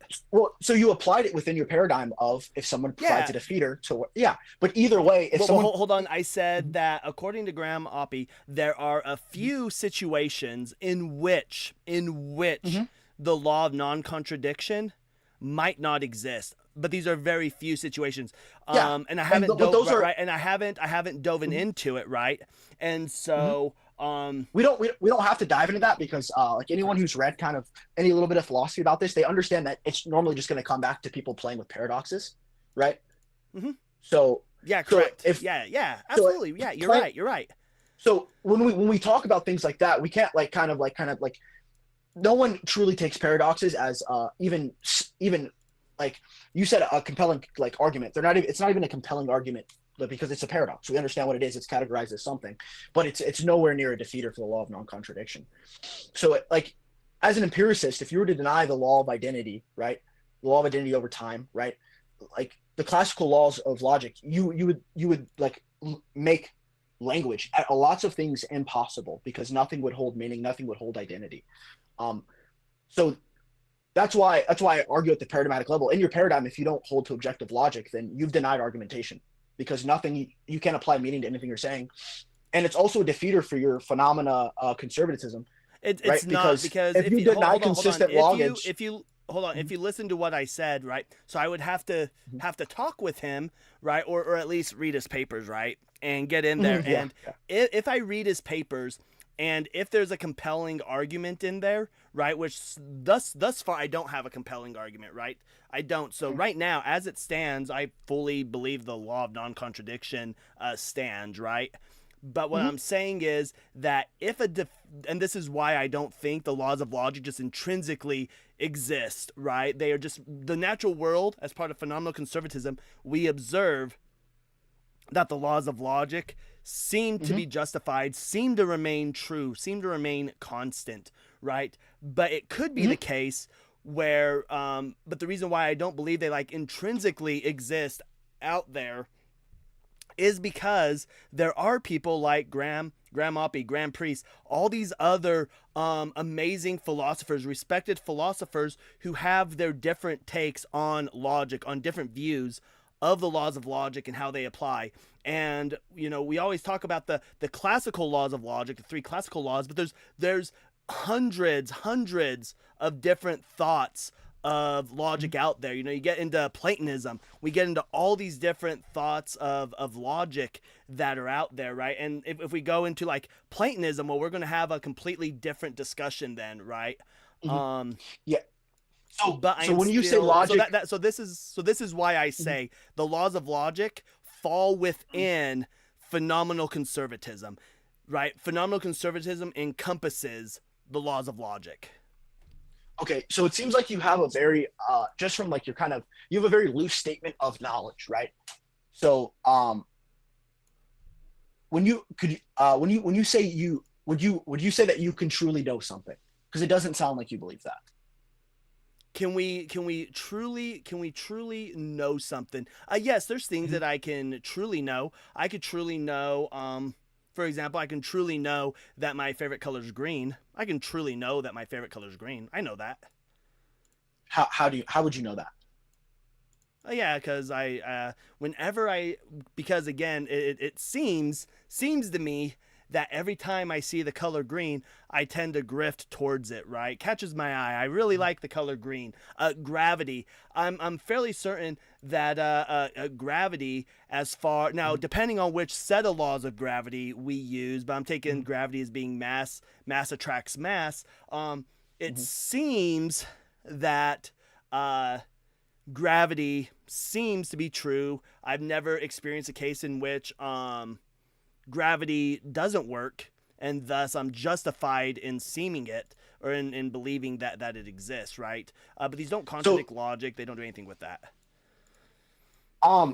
So when you say these things, right? So you keep I guess we can go back further a step, because I'm not really getting to the point that I want to get to. So how do you justify the axiom itself? Because I kind of brought it up, but we kind of skipped past it. In sense data, how are you able to justify your phenomenal conservatism? And where do you find that in sense data to be true? Where do you find that statement to be true in sense data? Oh, how do I know? Because it just seems that when I look at it, it seems to always be right. And any other time when I have been provided an actual defeater, and I accept the defeater, we argue about it. We have a dialectic. Hold on, we have a dialectic about it. And then when I shift my paradigm to acknowledge that defeater, my new phenomenal conservative views on things seem to continue to be justified. So it seems to always be true by like seems. So you're importing this you're importing that you already have rationality and the ability to intelligibly interpret the world without you. So how would you justify that? Because I'm using empathy. And when I'm having a dialectic with somebody and I'm listening to their argument about their defeater of what I'm Mm-hmm. feeling I'm justified in, and when I employ empathy and I came to the realization that, Mm-hmm. you know what, my view that this straw is Mm-hmm. not actually broken when it's in the water, that there's this thing called refraction. And then when I accept that into my knowledge base, then my Mm-hmm. seemings become justified again. So you skipped the question, right? So my question was how do you know that you're intelligibly interpreting the world, right? So if you're starting at sense data, okay, Mm-hmm. you can import sense data, but how do you justify that these dialectics, your conversations you're having, this empathy you're experiencing, you're properly interpreting this? So I guess we'll grant the existence of the outside world, which you in your axiom is already presupposed, right? But you still haven't justified. So you haven't really gone back to the justification of these things. You start with already and interpreting the world intelligibly, but you haven't justified that in sense data, right? Just in the very existence of sense data. So I'll grant you mind, I can grant you all these things, but you can't even escape sense data, right? So in your sense data, Mm-hmm. how do you justify you're properly, intelligibly interpreting? We'll grant the existence of the outside world. How do you know that's true? Yeah, because if I as soon as I start to think that I am properly and I'm confused on the question. I guess I'll try to answer, but maybe I'm confused. So Mm-hmm. let me know if this answers it. So Of course. for example, if somebody gives me a thing and I think I have it, because again, all things considered, I'm going to be asking questions, making sure that I'm right. I'm going to go out and do my own research. And if it turns out that I think what I have for my data is correct, and I start presenting this data again as I think is correct, and then Mm-hmm. somebody is going to come up and they're going to be like, hey, your seemings aren't justified, and here's why. And then they're going to Mm-hmm. correct me. So my sense data is all things considered, with my ability to take in data, I can adjust it as I learn until nobody is able to provide me any defeaters anymore. As soon as nobody is able to provide me a defeater, then I would know that my sense data is spot on. So you're missing the like. I get what you're saying, and you did genuinely try to answer the question. So I'm not like one of those guys who's like, oh, see, he's not answering. No, you're trying to. I get that. And I thank you for really trying. But you're still skipping. You're not seeing the problem I'm presenting here. The problem is if you start with an axiom of sense data, right, which are Mm-hmm. already presupposing that you have a mind, you're already presupposing that you have intelligence and logic and you're already presupposing reason, which I'm willing to grant, because even then, if I presuppose a mind and all of those things, you still aren't able to justify how you're interpreting the outside world, if the outside world even exists. So within your sense data, you're immediately jumping to these outside dialectics, these external dialectics within your own sense data, and I'll grant you mind, I'll grant you logic, I'll grant you reason. How do you know there is an existence of an outside world? How do you ground that? What is your what is Because your my your seemings grounding seem to see principle there's for an that? yeah, because my seemings seem to show Your me there's an seemings, outside world. not Yeah. not to cut you off, but those seemings, remember, those seemings are in your mind, right? Those seemings Mm-hmm. are in your intellect and in your reason. Well, I'll grant Mm-hmm. all those things, even though you might not even probably would not believe in half those things because you're empiricist. How are you bridging the gap, right? The myth of the given. How are you bridging the gap of getting to the outside world? Because the seemings are within your intellect. They're within your mind. Yeah. So what is your justification? Where's your grounding for what's happening the external, right? Because all of that could still be fake, right? Your seemings could just be that you think you're properly interpreting the Yeah, world, but it you could be haven't. fake. Yeah. So again, the phenomenal conservatism, all it does is it states that I am justified in my belief. Right now, justification does justification claim a truth value? No, justification doesn't claim a truth value. All it states Mhm, is that I am justified in my mhm. seemings until a defeater is provided. So I So you're am denying, not, but justified.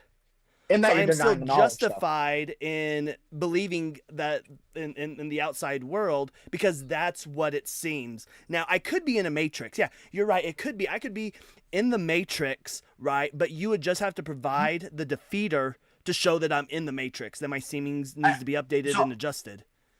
I don't have to provide.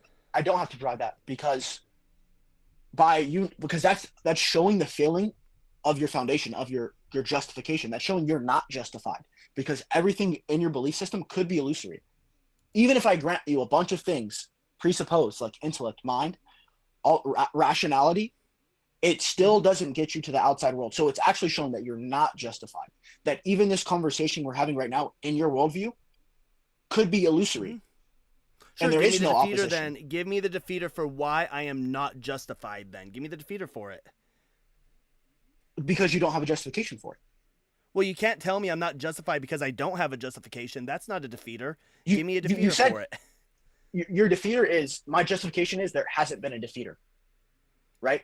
So if you go hide in a room somewhere, right, and you write all of these things down, all of these crazy ideas, right? Let's say you write the Book of Mormon in your room, you rewrite it, right? And you go, well, this is all true. You write the Torah, the Tanakh, the New Testament, the Book of Mormon. You write it all down, right? And then you go, this is all true. Well, it would seem true because you wrote it down in a room. This is the same applies to your intellect because it's all based on opposition, but you can't even establish a justification for the outside world to receive that dialectical tension, to receive that opposition. And you're never bridging the gap. It's called the myth of the given. You're never bridging the gap to get to the outside world. So everything you're saying could be illusory. You're not attaining to any knowledge whatsoever. I am because and your justification. Again, Well, I am still we're talking about justified in justification. my seemings. Like I'll just repeat it. I'm still justified in my seemings, right? You still haven't provided me a defeater for why I'm not justified in my seemings. Okay, so Even you, hold on. Even you utilize phenomenal conservatism to draw your conclusions. You just don't realize it's called phenomenal conservatism. But even you use phenomenal conservatism to draw every single one of your belief systems utilizes phenomenal conservatism, right? And you don't even realize it. So the reason I'll grant that I use it. The reason I can use it is because I have grounding for it, right? Right? Humans in my paradigm, we have different paradigms. So I'm justified to do different things in my paradigm than you're justified to do things in your paradigm. Because humans are created in the image of God, because they're given reason, intellect, and all these things, we're able to intelligibly, we have justification to bridge the gap from the internal to the external. You don't have that grounding principle. You don't have those justifications to get there. So yes, you're right. I can do that, but you don't have that bridge. I can like for example, right? I could give you a syllogism right now, concerning why God is unnecessary, right? I can give you a syllogism right now, and you're not going to be able to have an answer for it, right? And the question then is, once I give you this syllogism with this argument that you can't defeat, are you gonna? How is that going to affect your seemings? And are you willing to update your seemings for it, or are you going to just ignore or are you just going to ignore the argument and just put blinders on, right? That's going to be what the difference is. So if you give me that syllogism, you're presupposing logic, right? You don't have a grounding for logic because you can't even get outside of your mind to. I ground logic in phenomenal conservatism because it seems to be the case that whenever I look at things and I think of the 3 laws of logic, they have never been broken as far as I can tell in my seemings. Now, if it turns into a case where there is a situation where one of the laws of logic is broken, then I'm no longer justified in believing that law of logic. But as of right now, I seem justified in believing that the laws of logic hold true. If you can't even provide justification to say that all of your beliefs aren't illusory, you can't therefore say my seemings are now justified because of no opposition or defeater. If you can't even justify getting to a defeater, that's what you're missing right here. You're going, well, if I just skip that step to knowing that everything around me isn't illusory, if I just take what could because my seemings, what you're missing is that my seemings show that that's not the case, and I'm justified. You haven't provided me a defeater for why I'm not justified in believing that my seemings seem real. You haven't given that defeater. Like, you keep talking around it, but you don't. Okay. You haven't given me that defeater, right? So, like, Okay, for so- example, let me ask you a I can question. do that. And I this, can do that. I can do that right now. okay, yeah, go ahead. Are your seemings logically within your own paradigm illusory? Oh, hold up. Or what? Are your seemings is it logically logically within your paradigm? Or is it a possibility that all of your seemings are illusory? Is it possible that they're illusory? Yeah. No. As far as I know, I'm justified in seeming that that's not the case. I'm justified in holding that But belief. this is prior to your seeming. So you keep skipping to the seeming. It's prior to your seeming. So you're skipping the step, right? I've granted you mind. I've granted you intellect. I've granted you all the things because, like you said, that's a much deeper conversation. Metaphysicals and all that stuff. It's really boring.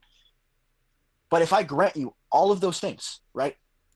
How do you bridge the gap just between mind, intellect, into an external world? The seemings is your interaction with the external world.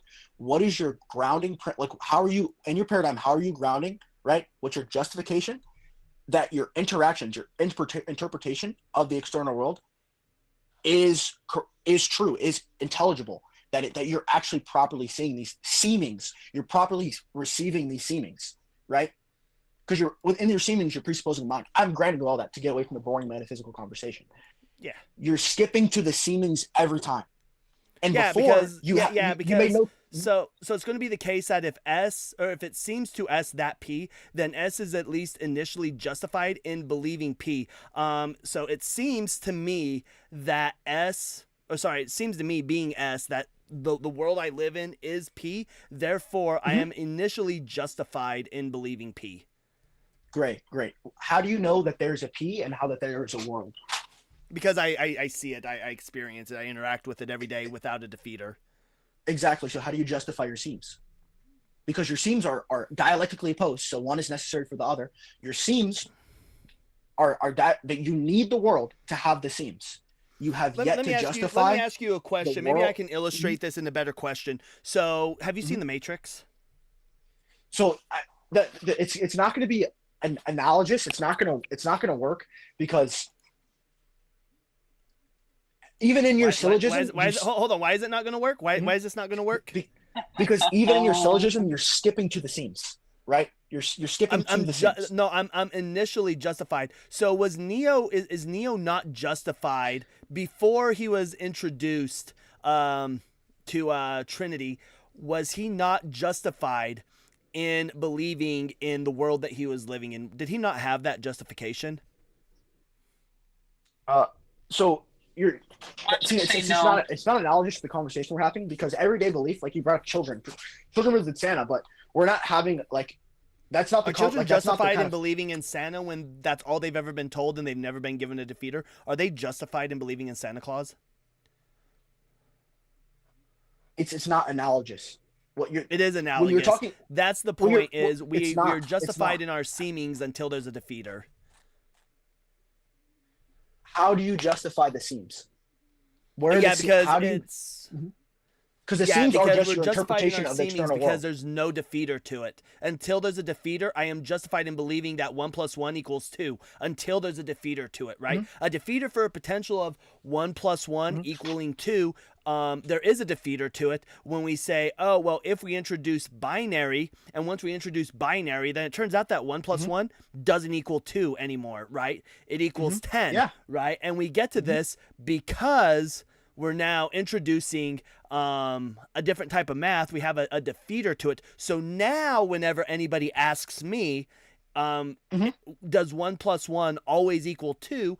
I can't just presuppose they're talking about basic algebra. Now I need to be like, oh, well, are we now talking about binary? I now have to take binary into consideration, right? However, for people who don't know, about binary because they've never experienced it, it's never been brought up to them because they don't know computer science. Well, for them, they will always believe, and I don't know if you knew about binary, but probably before I mentioned that, you and I, if we were to talk about whether or not 1 + 1 always = 2, we would have went into a 30-minute argument over that. And then I brought up, well, 1 + 1 through binary can equal 10. And you'd been like, oh, and then you'd see a whole new opening for the justification, right?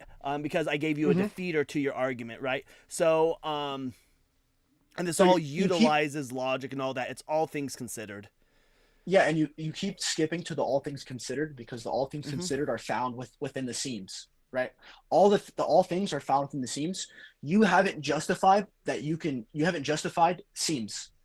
That's kind of the missing that we're having in the conversation. Is I go, how do you justify the seams? Because that's your interaction and your interpretation of the external world. And you go, well, it just seems that way. What I'm asking you to do is I have a good way to explain this. I have a good thing to explain this. Can you explain purple? Does the color It's, purple exist? in like rays and light form, like yeah, it does. Kind of, it's just a spectrum of the rays of purple, right? So the data But there. the color, hold purple. on. The color purple, hold on, no. The color purple doesn't actually exist. You realize that? And this, I was saying in the sense of like there's a light, there's a on the spectrum of light, there's a certain set of amount of rays or whatever. I'm not a scientist, but you get what I'm saying. So But you're our talking brain about. tricks us, but it's our brain tricking us into seeing the color purple. It doesn't So you're saying there's an intrinsically exist. There is interpretation. no purple. You're saying the interpretation of what we see as purple, does that actually exist, or is that just our interpretation of what we're seeing?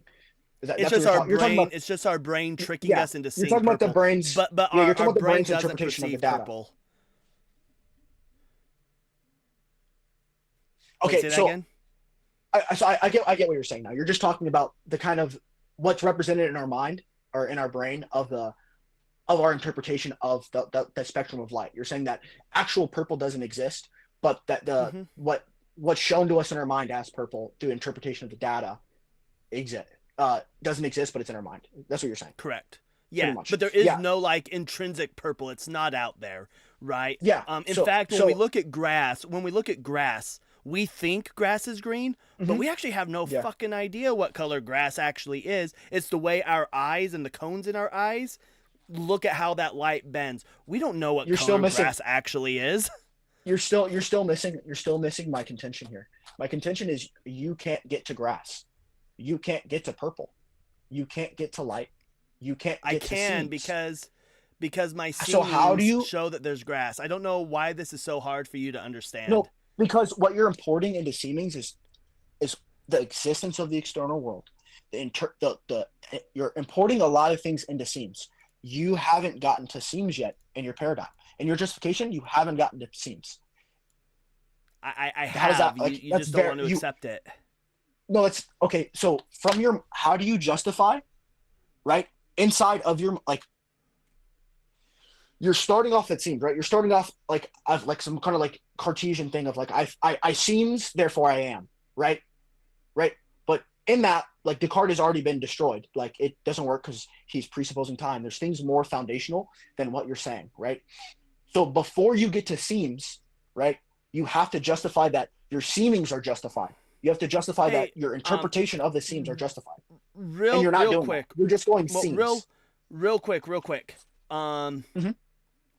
So I have this really good friend of mine. He's actually a really amazing philosopher. Would you ever like to talk with him? Yeah, that's fine. I'm not like the greatest philosopher. And his name is John C.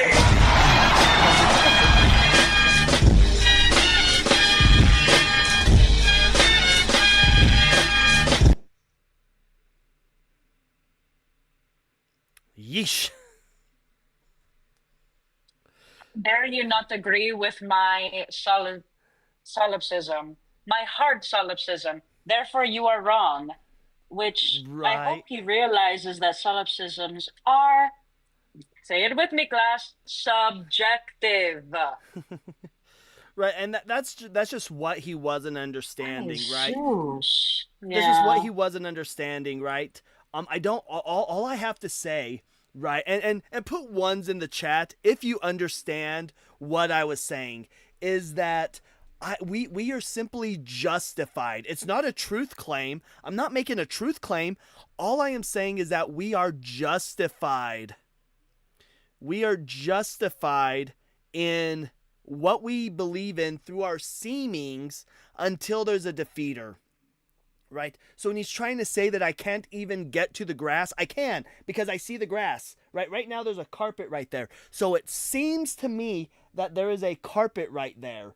Right there. It seems to me and seems to all of you that there is a monster can in Jesus's hand right here. And until you provide a defeater that there's not, right? I don't have to go beyond justifying how I even get to my seemings, because that's all phenomenal conservatism says, is I am justified in accepting my seemings.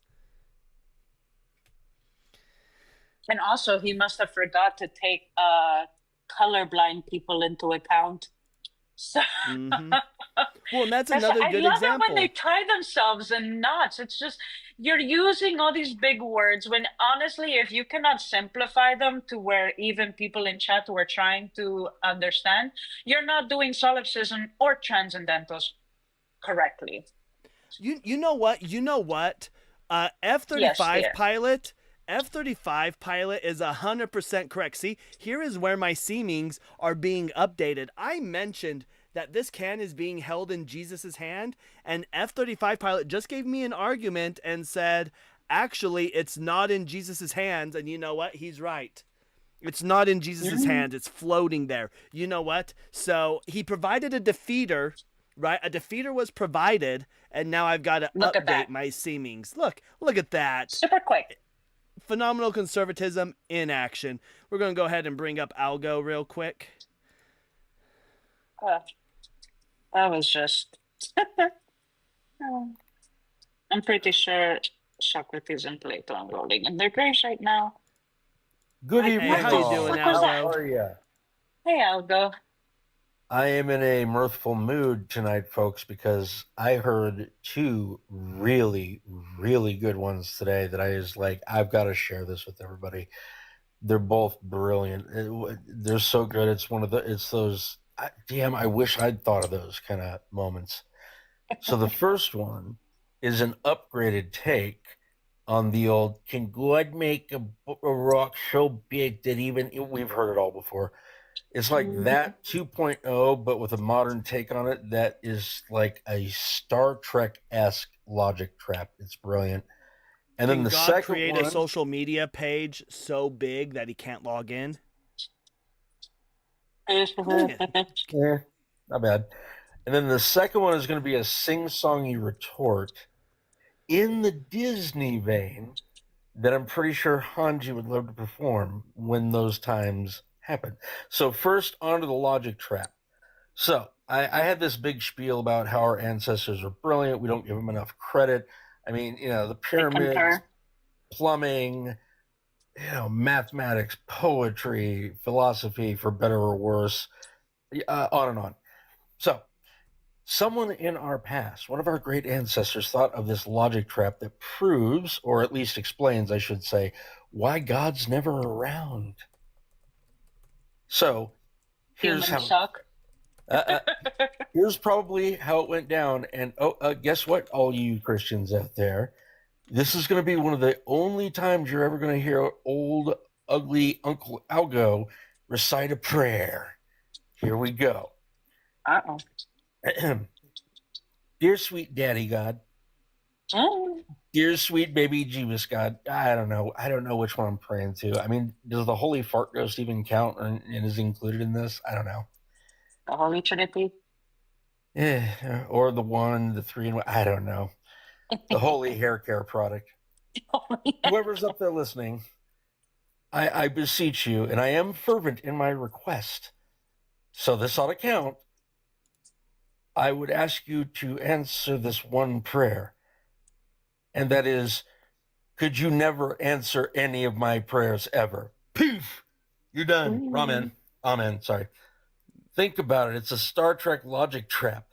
God's up there going, well, must answer prayer because anything prayed in my name, but can't answer because it said it didn't want to. Head explodes. Sparks everywhere. Speaking of that, yes. I'll go. I heard you recently started believing you're possibly a theist. Okay. Say his name and he appears. I believe in Joe Hendry. I believe in Joe Hendry. Ah. I don't know who's coming. I'm sorry, Algo. I had to. I do have somebody waiting. I'll bring you back up in just a little bit, Algo. I do have somebody else on Video Ninja that is waiting. So I'm gonna go ahead and get them up real quick. And Marianne, how are you doing? Good. You remember me, Cyber? Possibly. I know you talk to a lot of people, so I don't know if you really remember me or not. It pops up as you've been up here before, so I'll say I don't remember you, but I know you've been up before. Yeah. No, I just wanted, when we spoke last time, I think I was a little worked up, and I really do want to apologize because after our last conversation, I read something and I know you probably don't, I don't know if you care or not to care, but this is why I'm actually apologizing. Is because I read something in Corinthians where it says, when you come to preach the Bible, you shouldn't come from a place of knowledge, but a place of edification. And so basically, I came from a place of knowledge, and it said that knowledge puffs up. It comes across as being cocky or conceited or whatever. So I'm sorry that I probably, when I came on last time, I came from a place of knowledge, and I wanted to apologize to you formally, because that was wrong of me, and I'm sorry. Right. I think I do remember that. How long ago was that? Do you remember? It was, I don't know, maybe like a couple weeks ago, but you've been on my mind. And the thing is like, it literally, when I read that verse, it happened right after I spoke with you, believe it or not. I read that verse and it kind of came across like I felt like that was a message for me, that I needed to come up to you and apologize because, when we were talking about how I told you, remember how I told you like Jesus comes from the lineage of David? And then you're like, no, he doesn't. No, he doesn't. And then I started laughing. And I felt that, that kind of convicted me to come to you and say sorry because, like, I did come, like, listen, I'm going to believe what I believe and you're going to believe what you believe, right? Mm-hmm. And so we're very different and I understand that. But I needed to come back and say sorry because not because I was wrong. I still don't, I believe that I was correct because, it does say in the Bible, Jesus, son of David. So I know I'm right, but I know you probably might not agree with me and we can agree to disagree. But I just wanted to And say I'm sorry. okay, I appreciate it. Do you remember what we were arguing about? You said, yeah, the title was about like prove that Jesus fulfilled one messianic prophecy, and I came on and said, well, he fulfilled 300, but there's over 300 prophecies in the Bible, and that was the topic that day. Yes. Now you remember? Yeah. Well, I run that one a lot, but you mentioned something about. Excuse me. I'm drinking Monster and I've got the belches. I apologize. Um, you mentioned David? What were we arguing about concerning David? When I said that Jesus came from the lineage of David. David from the Old Testament, Oh, Jesus came from him, like his lineage, like he came from like that's his answer, that's one of his ancestors, this is a grandfather basically. But you said no, that's not true. But then what I didn't mention, I think we had ended the conversation and I don't think I mentioned it, but in the New Testament it says Jesus, son of David, so it is mentioned in the New Testament. yeah. um So real quick, mhm. when I say he didn't, I acknowledge that both Matthew and Luke claim that he came from David. That's the claim. The issue that we run into with it specifically is one, Matthew and Luke contradict each other. Matthew, which purports to what the messianic prophecies say, that has to be through Solomon. So Matthew does give the line through Solomon. However, in Luke, it gives a line through Solomon's brother Nathan. So Luke is just wrong. Luke can't be the messianic, can't be describing the messianic line. But the issue that we Sorry, run can you into, explain to me? I'm confused. Can you please tell me where are you looking exactly in Matthew? What chapter? And Luke? Well, like what chapter? Like where are you? yeah. So if you I go to can read it. Matthew, Mhm. chapter 2. Okay, So and oh, then you're not going to be able to see it. Yeah. So Matthew chapter 2, you'll mhm. see where it goes. Let me get the actual. Oh, sorry, Matthew 1. Matthew 1, not 2. Matthew 1. Matthew 2 is the Okay, messianic prophecy. Sorry. So when you go to Matthew 1, you'll read in verse 6 says, "And Jesse, the father of King David, and David was the father of Solomon." So that's David correct. begot, yeah, Solomon. Yes, that's Yeah, right. so Okay, that's correct. Now when you go to okay, hold on. Luke 3, when you go down into verse 31, Hold on. I want to read a little bit before it. Hold on. Okay, this is all okay. Lineage. Okay, the son of okay, the son of Simeon, the son of Judah, the son of Joseph, the son of Jonan, the son of okay, the son of okay, the so son we get this of long lineage. Nathan, the son of David, Mm-hmm. So that the son of Nathan, Jesse, the mm-hmm, son of Jesse. So Jesse is David's dad. correct. But the issue is Hmm. Nathan. Nathan's the issue. So we run into a problem here where we have Nathan being mentioned in one, and then we have Solomon, who is Nathan's brother, mentioned in the second one, right? So Wait, who's right here? Is Luke right, or hold on. Okay, is so we said David had a son named Solomon, right? That's what we said in Luke and or Nathan? Matthew. Sorry, rather. Yeah, He Nathan had he and had a lot. Solomon Well, you are know, both of David, David's son. right? David had a lot of kids. You know that, Mm-hmm. right? Yeah, yeah. Yeah.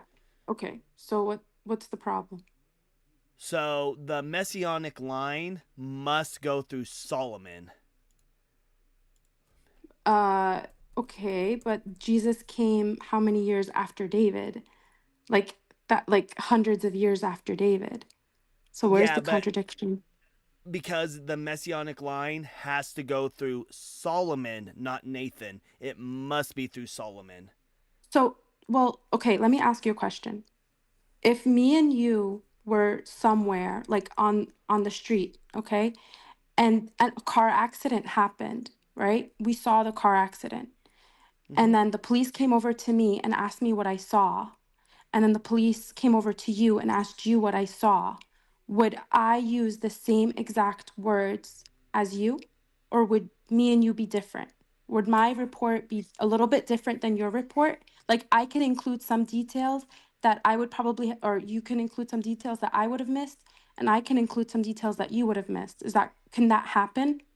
Well, the issue that we're going to run into, though, is when we're talking about things as pivotal as messianic prophecies, and if these are being inspired by God, right? Because I'm not inspired by God to give the police a report, but it is your worldview that the people who wrote these scriptures are being inspired by God. And so if they are getting something as wrong as mentioning But Nathan, mhm. who the messianic promise cannot go through, it must be Solomon, that's an issue. Well, no. See, it's not that. The thing is that Can you get closer to your phone? You sound like you're again, miles away. they're Matthew, Mark, Luke, and John. If you read them, sorry. Oh, okay. Can you hear me now? Is that No, better? you're quite a ways away. Did you set your phone Okay. down or? No, I didn't. I didn't do anything. I was the whole time I was holding my phone. Let So, me mhm. check here.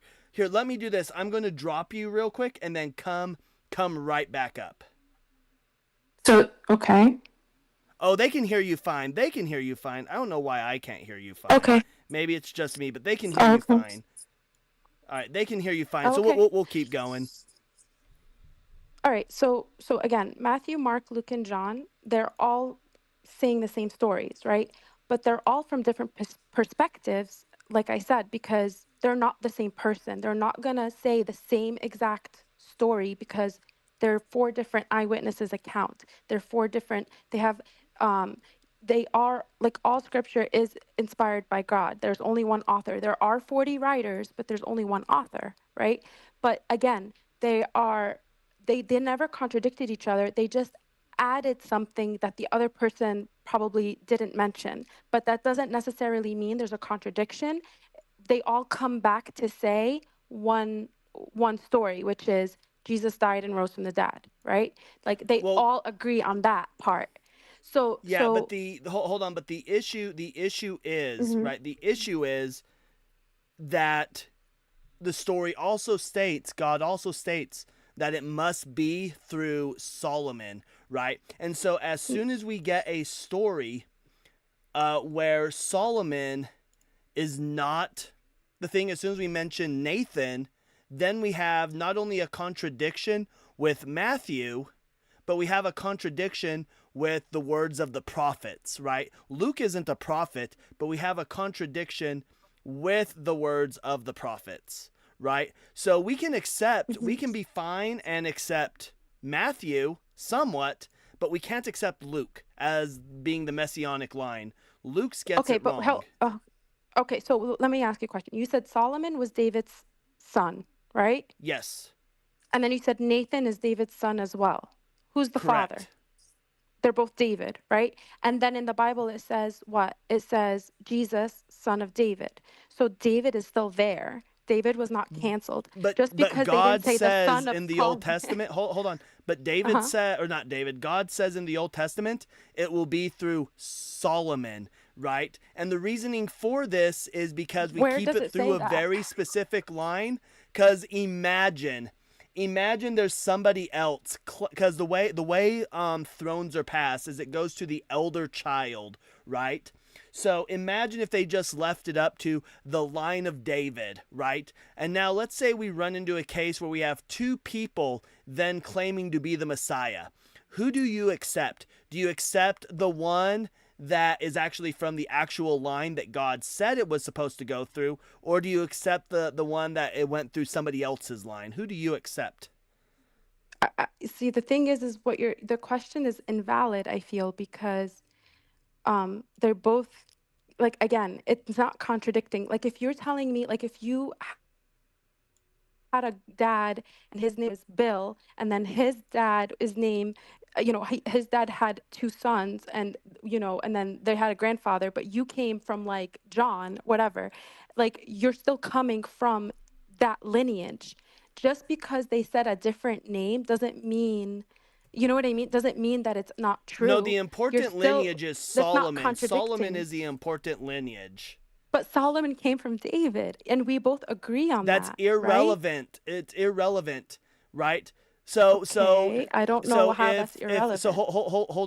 hold on. Then why don't we just say it could be anybody from Adam? Because did David not come from Adam down the line?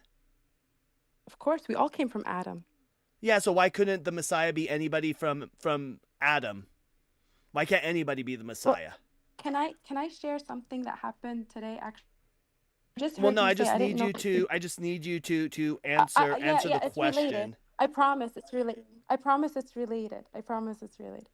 Um, I heard you mention that you used to be Jewish. Is that correct? I'm ethnically Jewish, but I just need you to answer the Oh, question of why can't we just accept the Messiah to be anybody from Adam? If all that matters is the Father and not the actual line it's again, supposed to go through, why not just go over the it's the ultimate same Father, line. Adam? You're we're talking about the same line. We're talking about the same lineage. It just Yeah, because we're they said all a the different lineage. name Yeah, we're doesn't. all the lineage of Adam, so I'm the Messiah. And because David, turns out David comes What? from Adam as well, then I'm the Messiah. Under your logic, I'm the Messiah. No, that's not my logic. My logic is the Messiah. Just Why can't we take the Messiah through Adam? I'll tell you why. Because it says in the Bible, just as one man came into the world and sin spread in the world, then one man who was without sin had to come and take on all the sin Yeah, that's to me. purify. I'm currently taking on all sin right now. You just don't know How are it. you You don't taking, know the fight I'm having when I'm not on TikTok. I'm are you, fighting but again, sin okay, right now every day. You just don't know it. listen, okay, listen.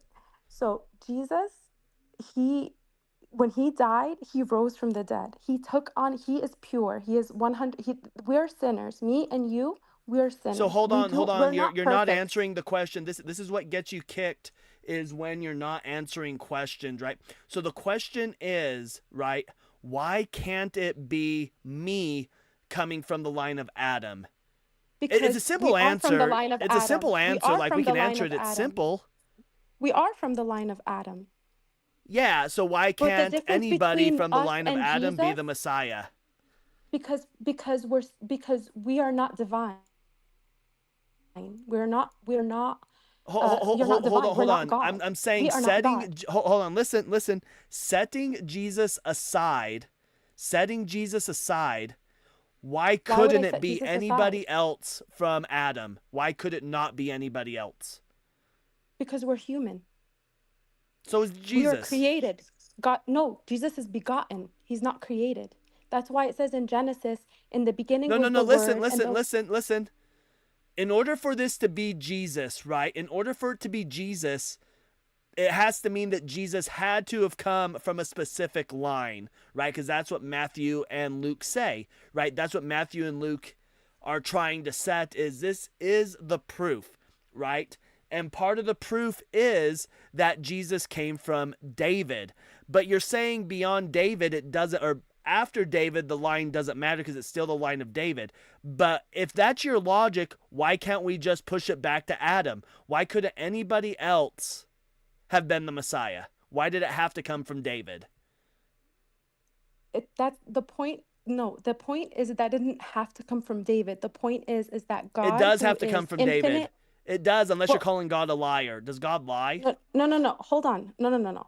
What I'm trying to say is, please. I really don't Hold like. on. I'm not trying to Does get God lie? emotional. Did God lie in the Old God does Testament not when he said lie. it had to come from David? God does not lie. But what Oh, I'm trying so to it has to say come from is, David then. So the Messiah okay, does have to come from David, correct? again, God is infinite. Hold on. That's He a yes is. or no. That's a yes or no, miss. Does the I'm trying Messiah to have to come from David? cyber. Listen, if we're, I mean, listen. I know you're asking us to answer all these questions, but I feel that when I'm trying to answer you, you have a closed heart. You're not If you open your answering. heart You're a not little bit and answering. You're actually, dodging the I am. question. I just want you to answer the question. I'm not dodging. I am, but the problem is that your heart is closed. You need to actually listen to my answer to understand what I'm trying to tell you. I mean, let me finish my sentence, please. So what I'm trying to tell you is that God, he is infinite. He was not created. He's begotten. So in the beginning, when in Genesis chapter 1, Okay, this right? And he isn't says in the answering. Hold on. What's the question I asked you? What question did I ask you? you're asking me, why can't we be the Messiah? No, that's not the question that I asked, right? So I'm saying, right. So your whole argument, right? Your argument is that you don't find a contradiction with Luke chapter 3 where it No, mentions Nathan and Matthew 1 with it mentioning Solomon. These are clear contradictions, right? no. Because the Bible, the Old Testament, makes it clear that the lineage, the Messiah, will come from the line of David through Solomon, meaning Solomon has to be in that genealogy tree. Thus, Luke is wrong. David is still mentioned. Yes, but who, according to the Old Testament, has to be a descendant of David through who?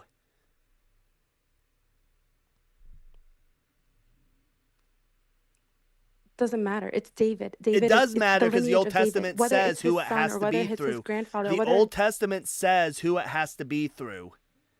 okay. And Solomon came from who? Solomon came from David. Yes, and that's what's important. It has to be the line of David So why is that a through contradictory? Solomon. It can't be through anybody else. It has to be through Solomon. And right, and Solomon is through David. Yes, but Luke, who does Luke? Does Luke say it's through Solomon? The son of Jesse. Does Luke say it's through Solomon? Dad. Wait, say Jesse is what? David's dad. Jesse is David's dad. Who said anything about Jesse? Because in Luke, you said Luke, right? So I'm No, looking at Luke right now. No, Luke I chapter said, 3. does it go in Luke? It goes from David, but in Luke, does it go through Solomon? Yes or no? Right. Luke. Yes, because Luke chapter 3, verse 32, the son of Jesse, the son of Obed. Jesse is whose dad? David's dad. Why are you bringing Jesse? Jesse is David's Jesse's dad. irrelevant. We're talking about it has to go through David. Hold on. It has to be from line David. 32. It's in the Hold on, very has to be next from verse. David through Solomon. Does Luke say it goes through Solomon? No, it says it goes through Nathan, Solomon's brother. It's a clear contradiction. But David is the dad of both. It's irrelevant. What's The Old difference? Testament says God said it had to be through Solomon. Or does what God say not matter? I think you have a very you're closing your heart and you don't want to really admit it. No, I'm but listening it's to the what same. God says. I'm listening to what No, you're God not. says, and when the book says it has to go through Solomon, then it has to go through Solomon, unless you're saying God lies. Did God lie? God is not a liar. God Then is it has to perfect. go through Solomon, yes? Which is who's Solomon's dad? It's irrelevant. Solomon is his grandfather. Solomon is Jesus's grandfather. According to Matthew, what about Luke? Is Solomon his grandfather according to Luke?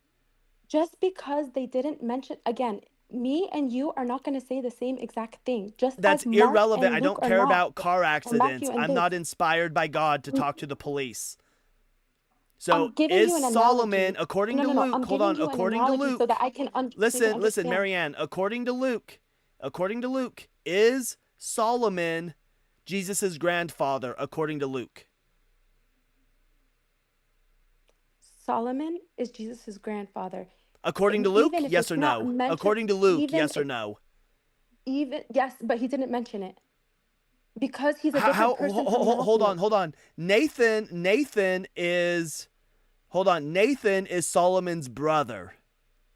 Okay, and they're both grandfathers. Right. So hold on. Both So if relatives, Solomon, related. hold on, because you said something stupid. If Solomon is Nathan's brother, and Luke says that Jesus came through Nathan, how, according to Luke, is Jesus Solomon's grandson? Make that make sense. Okay, again, I'm gonna go back. That David, it says Jesus, son of David. If you go to the first verse, all the way to the top in Luke, it says what? Not Luke, sorry. Hold on. Well, I don't care what Matthew read it. says. I agree. No, Matthew I'm in got it Luke. right. I'm in Luke. Hold on. No, I'm in Luke. So Matthew got it right, but Luke didn't. Yeah, Luke got it wrong. It's a contradiction, which means that we have a case where the Gospels, where the Bible is wrong. Hold on 1 second. Let me look at something. It says, "It is written." Hold on. Every valley shall be filled, and every mountain. Okay, and all the flesh shall see the salvation of God. Then he. Hold on. Anyways, we are gonna move on from that to that nonsense. What was not clicking for her? Oh, that's probably me clicking. No, I'm saying what wasn't clicking in her head. Oh, I don't know what wasn't clicking. She,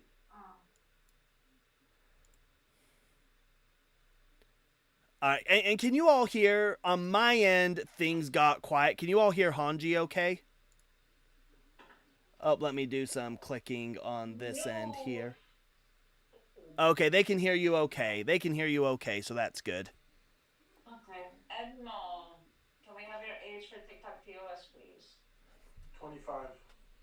Okay. And are you a Oh, you are very quiet on TikTok. Let me. 25. 25. I know, I heard you. Give us a second. Sorry. Oh, you can go ahead. Okay. Are you a Christian or a follower of Jesus? Oh man, I've never heard that question. I And would real quick, does say that sound better? Does that sound better? A little bit better, YouTube? If it doesn't, I may need to do a quick restart on YouTube. Go ahead. let me know when to go. Go ahead. I just told you. Oh, I would say that I'm both. All right, I'm going to do a Okay. quick restart on. Hold on, I'm going to do a quick restart on TikTok. Edmo, feel free to come back up. Give me a follow. I'm going to do a quick restart, and I'll be right back. Cool. Okay.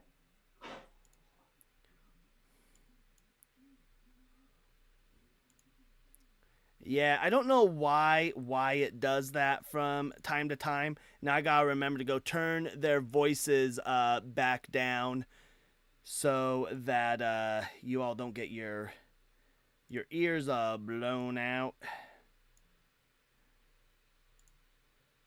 And it's weird because it doesn't always do it. It's not like I am changing my settings on anything.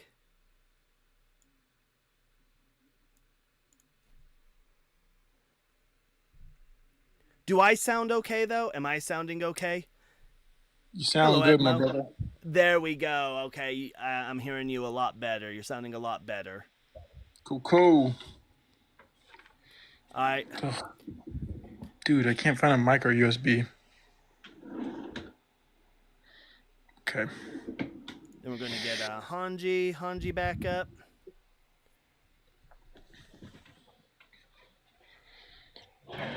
All right. Okay. Me So and ask your host are questions again, Hanji. mythicists. Okay. Okay. He's 25. He's a Christian and a follower of Jesus Christ. Now, my next question is, we are mythicists. So can you prove Jesus' divinity? No. Damn. Oh. That was quick. Yeah. No, any That Christian was that tells you quick. that they can is a liar and a misinformed Christian. Sorry, he's doing a celebratory. That's a fucking first. Win you for being honest. Thanks. Holy shit. So you can't Cyber, prove... I don't know what to do. Yeah, no, so and you I think can't any prove... Christian that tells you that they can is like an uninformed Christian or insecure or something.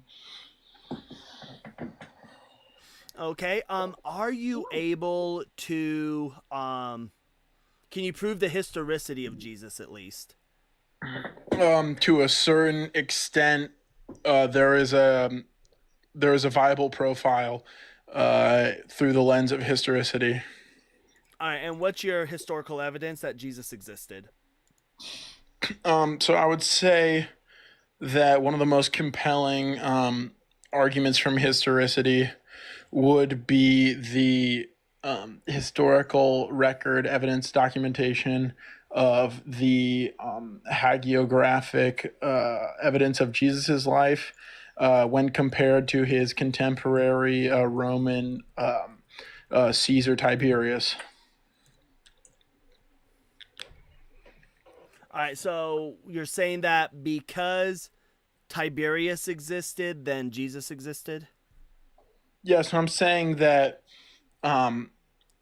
if we were to have this is an analogy, if we were to have a 720p video of Tiberius, we have a 1080p video of Jesus. The evidence of Jesus is more compelling than the evidence of Tiberius, but I believe that both characters existed. And if you look at the records that we have available, and you consult the academic literature that is well received amongst believers and non-believers, you would come to the conclusion that there are 4 Greek hagiography, Roman, autobiographies about a character named Jesus who was crucified by Pontius Pilate, that existed Yeah, in let's talk first about some century of those. Judea.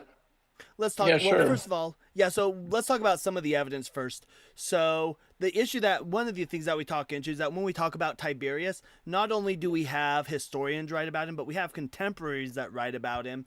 We have evidence that he was emperor. There's a lineage there. We have coins that were minted during his time period. We have events. We have other people that talk about him, stuff like that during his time period. The issue is we don't have any of this at all with Jesus. There's nobody during the time of Jesus that talks about him. The historians that talk about him, a lot, and we'll get into those because I'll have you provide me some names of these and we'll talk about them one at a time. But so I think we have more evidence archaeologically alone for Tiberius than we do of Jesus. But you mentioned historians, so But can that you would name make some of these? sense. Yeah, and it would make sense. Well, Archaeologically. kind of. Well, kind of. The reason why I would think we would expect more evidence of well, not more evidence, but we should have more evidence. We should have. Let me rephrase that. We should have some archaeological evidence of Jesus for a few reasons. One, whenever we read about him in the text, it makes it clear that he was always surrounded by people. In fact, people were cutting holes in roofs just to be able to see him. We have, even when he goes into Samaria, which is like the enemies of the Jews at the time, people who are his enemies have heard of his miracles, and they want him to perform miracles. And so with this alone, we should have writings about people talking about him. When we have cases of him performing, where we have the 5,000 people, we should have writings of that. Even if it's not talking about Jesus, we should have writings that these people are traveling from all over the place to go see this man, but we have no documentation of even this event. In Matthew, when it mentions that the graves are opened up and that the dead made themselves known, we should see that. We should hear historical evidence of that, right? When we have the curtain being torn in the temple at his death, we should have writings from the Jewish people at that time. We don't. There's no evidence that the temple curtain was actually torn. So there's evidence that we should have of Jesus, and we don't. Well, I think that there's a extremely interesting conversation there. I think that there's a painfully interesting conversation there, because you're dealing with a philosophical, religious, and political nuance when it comes to our analysis of the evidence in question. Are you not? Wait, say that last part one more time. Yeah, so we're dealing with a very nuanced question of religion, politics, and philosophy. And this is something that we need to take into account when consulting our evidence for the historical catalog of Jesus, right? Particularly because Jesus had a particular flavor of politics to his messianic complex that distinguished him from a lot of contemporaries that existed around his time that were very apocalyptic and messianic. It's not really, it's not something that I would hide as a Christian, that you had a lot of sort of enclaves surrounding Judea at the time, and this is where we get the Gnostic texts where you had these enclaves of people that were apocalyptic, that were, anticipating and claiming to be the Messiah. And I think that it's a very careful question, and this is something that would be a permissible jury instruction in a court of law, right? Well, no, what we would expect with a jury is because all we have right now is just hearsay. It's all we have is hearsay. It wouldn't be allowed in court. If we were to provide the Gospels in court, it'd get thrown out as evidence, right? The judge would say, this is No. hearsay, throw it out. The federal rules of evidence provide exceptions to hearsay. Yeah. And what are those rules that would allow hearsay? I believe it's Federal Rule of Evidence 802. Let's go take a look at that. I might have the number wrong. That was from the top of the dome. And so I believe that the 800s in the Federal Rule of Evidence. So obviously, yes, hearsay is not admissible. But there is a specific definition of hearsay, and then there is also there is a multitude of hearsay exceptions, and then there is a multitude of categories that qualify as not hearsay, even though they appear to be hearsay within the original definition. And so one of those includes a dying declaration. If evidence is only attainable from a person who is making a dying declaration, we will admit hearsay to be heard before the jury because we presume in a court of law that a person who is on their deathbed won't lie. Oh, was the Gospels, was Jesus on the cross, was Matthew, Mark, Luke, or John over there at the cross writing Matthew, Mark, Luke, or John while Jesus was on the cross? No, so this is a construction of history where contemporaneous recording is not necessarily it's not necessarily directly related to the veracity of our evidence. And this is It's well, no, it would need to be needed. The one that you provided was that we will accept a hearsay thing that is written by somebody on their deathbed. Which sure, I could grant that because we have no reason to believe that they would lie, right? Look up exceptions to hearsay. There's present sense impressions. There's excited utterance. There's then existing mental, emotional, physical conditions. And are these coming from the person themselves? Like with this, so if we're talking about Jesus and we're providing hearsay from Jesus, or not from Jesus, but it's somebody about Jesus, because I'm looking at this right now, are these utterances and stuff from Jesus himself? No, so these actually apply to a third-party testimony. Well, yeah, but they have to hear them from Jesus, right? Yeah. Yeah. And Yes, this is saying a statement relating to a startling event or condition made while the declarant was under the stress of excitement that it caused, right? So, well, that's just one of them. What I'm saying though is what all of these do, right? Because so we'll have present sense of impression, a statement describing or explaining an event condition made Reputation. while or immediately after the declarant perceived it. Excited utterance. So I'm making a statement after somebody excitedly made a statement. We have then, and I'll bring these up so chat can see them.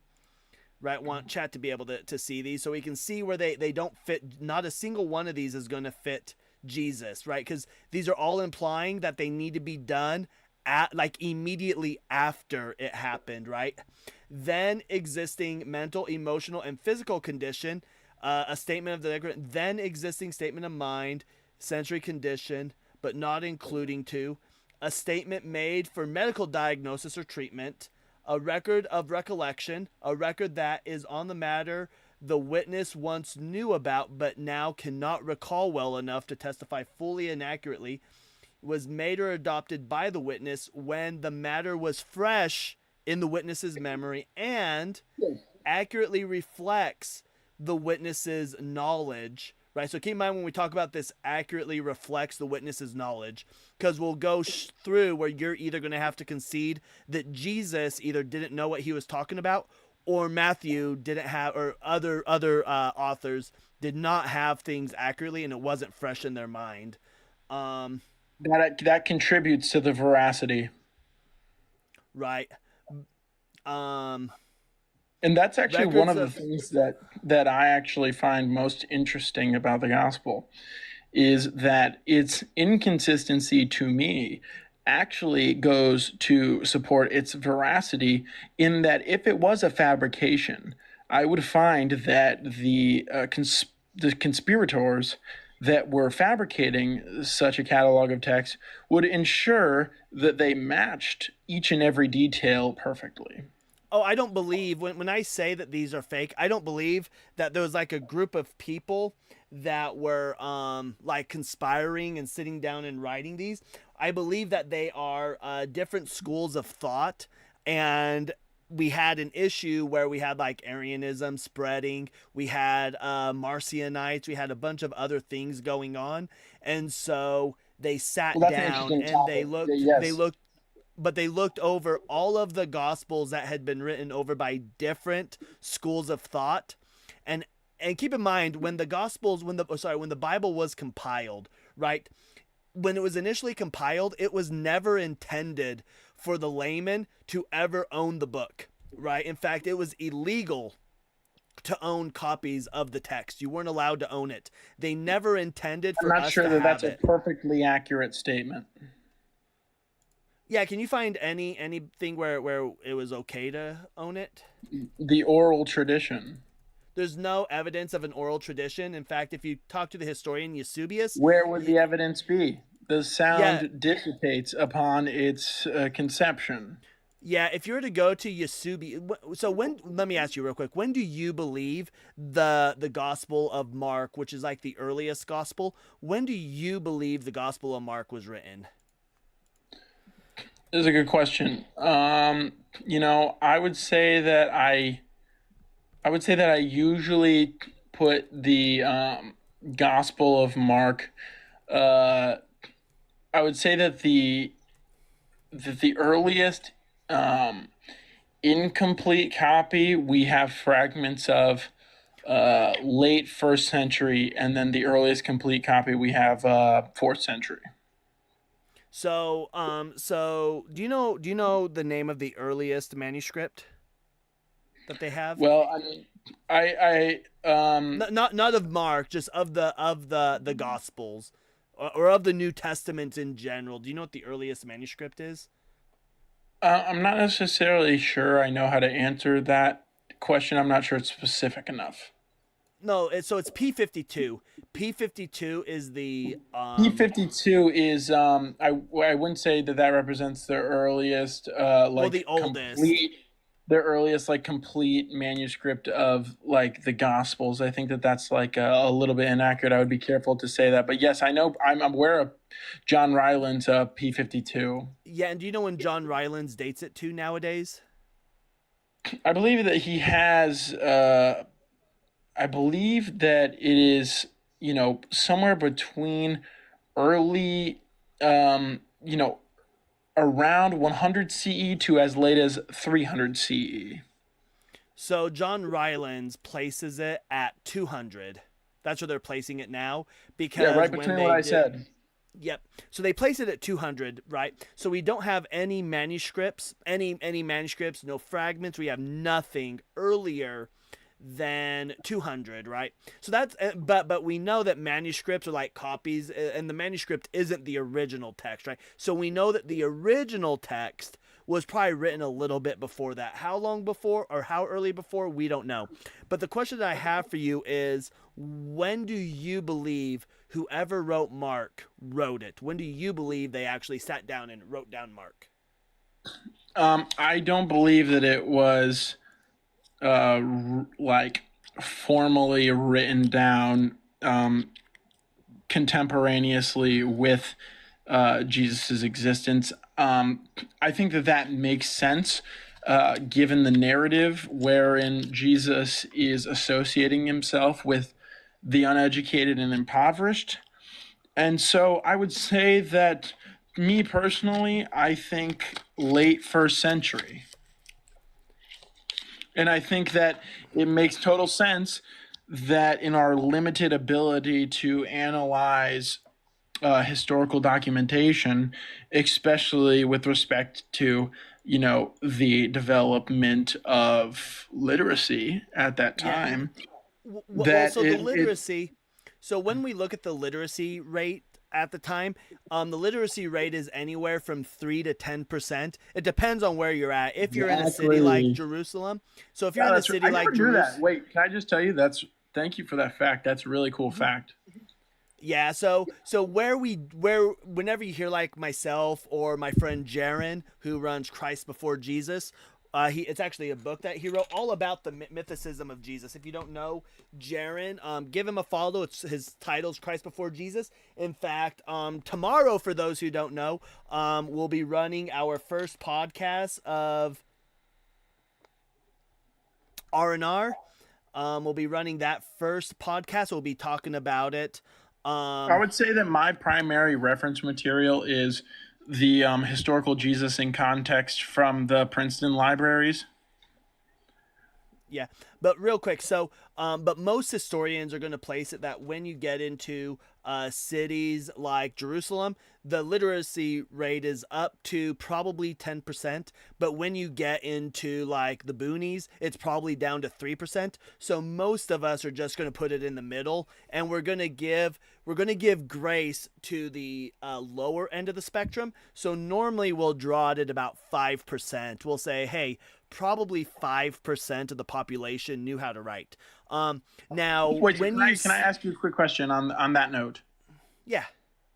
So, would you say that there is a person who was 11 or 9 years old during the Holocaust, and they're giving you testimony when they are 90 years old? Would you discount that information? Would I discount that information? So fun fact. I'm Jewish. My grandparents were victims of the Shoah, and I would discount some of that information. I could listen to as my grandpa would tell stories, and I would listen as he got older, how there were parts of the stories that he didn't quite remember anymore. There were other Yes. stories that got that were changed. So I would listen to as things changed from him. But if he is telling the story from a first-hand experience, the closer we are to the event, sure, I would probably take that. If it came later on, since he did experience it, yeah, I'd write it down. I'd probably make notes of times that he changed it. But generally, yeah, I'd probably accept it. What I wouldn't accept, though, is if an issue that we run into is if I hear a story from you, and then I hear a story from Hanji, and then over on TikTok, I hear a story from Burns, all coming from my grandpa, and your stories have varying differences in them and they contradict each other. I wouldn't accept your stories. I would accept my grandpa's stories over yours. Interesting. Yeah. No, I agree, and I think that I think you're being very honest about a historical analysis to determine what actually happened. And we deal with this all the time, as human beings with regular conflicts that we have with, my brother all the time. I have a conflict with him, and there's always a question as to what happened. And so I agree that there is definitely a commentary on the historicity. Now, what I would say is that one of the also very interesting things. Hold on real quick, because I think she's getting ready to go to bed. Y'all want to see if my partner will make an appearance on cam? Sure. We'll see if she'll make a rare appearance on cam. He's faded out. Hello. Hi. Have a nice night. There she is. There she is. Oh, that was nice. Give her a kiss for me, asshole. Don't be stingy. So, so just to finish my train of thought really quickly, um, my point was that so when you take into account that when you take into account that the stories of Jesus really talk about how important faith is, right? And then when you also take into account the fact that, either the men of Galilee were of such superlative wisdom and, extensive knowledge and deeper skill in deception than anybody else before them, or they were just saying things that they saw, I think that, if we are to take this seriously from a jurisprudential and evidentiary lens, we have to give deep consideration to the extent where it might be true to a lot of the catalogs of the Christian corpus that we have in our hands before us. Well, but where I was going real quick is so we have this idea that there's this church tradition, right? And the issue that we have with this is when we look at the 4th century historian Eusebius. Now, Eusebius admittedly is a liar. Eusebius said that he had no problem lying for the church. In fact, he admits that if there was some information that would have given the church a black eye, he intentionally left it out on purpose. But he states that the Gospels were written in 41. They're written in the 40s. And so, like, if you were to go to the earliest church fathers, and this is kind of what flies in the face of, like, the oral tradition, if you were to go to the earliest church fathers and even mention that these were written even in 60 or 70, they would slap you. They would slap you and say, no, these were written, like, immediately after the fact, right? Because it was important. Which leads to an issue, because the only time we first start hearing about, like, the oral tradition or apostolic tradition is a little bit later, because it turns out that we had, the Marcionites, we had the Arian Christians, not to be confused with, like, YT supremacy. We're not talking about those. I got it. Arian was a branch of Christianity that has nothing to do, I'm saying this for chat, but this has nothing to do with Schnazis. But we had different branches of Christianity that were coming off, and this happened because this was an issue. And so the only way that the later church fathers were able to maintain that they had the correct words was by saying, apostolic tradition. So they kind of had to make up this oral tradition, this apostolic tradition, much later to do this. In fact, are you familiar with what stellometry is? Are you familiar with what stellometry is? No. So is that like STILOMETRY? STYLO-metry, stellometry. Oh, yes, it's like you can tell if someone is, like, using AI, right? No. So what stellometry does is it determines authorship, right? So how it does is, so whenever we write and we use common words like a and the, thy, thou, then, just these common words, not thematic words. Thematic words are different. When we use common words, it's like a thumbprint. And so stellometry determines authorship. So, for example, have you ever heard of Robert Galbraith? It sounds familiar. So Robert Galbraith is a British crime fiction writer. Now, she is also known for writing another series that took off. Harry Potter?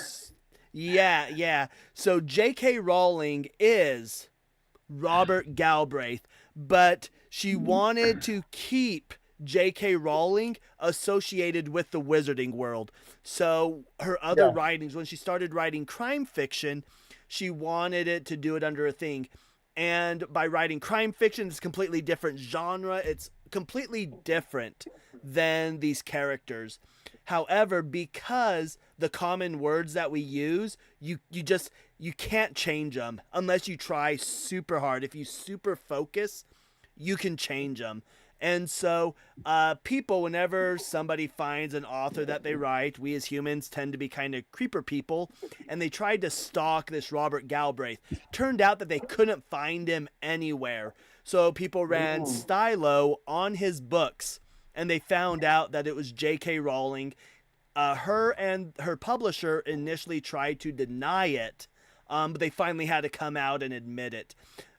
Stylo is used legally. So if I hacked into your work email, let's say you got fired because you sent your boss a horrendous email, but you know you didn't send it, they could look at that email and then compare it to other writings that they know you wrote, and it would show up as a different author. And so they would say, yeah, he didn't write this. You wrongfully fired him. Give him his job back. He didn't write this.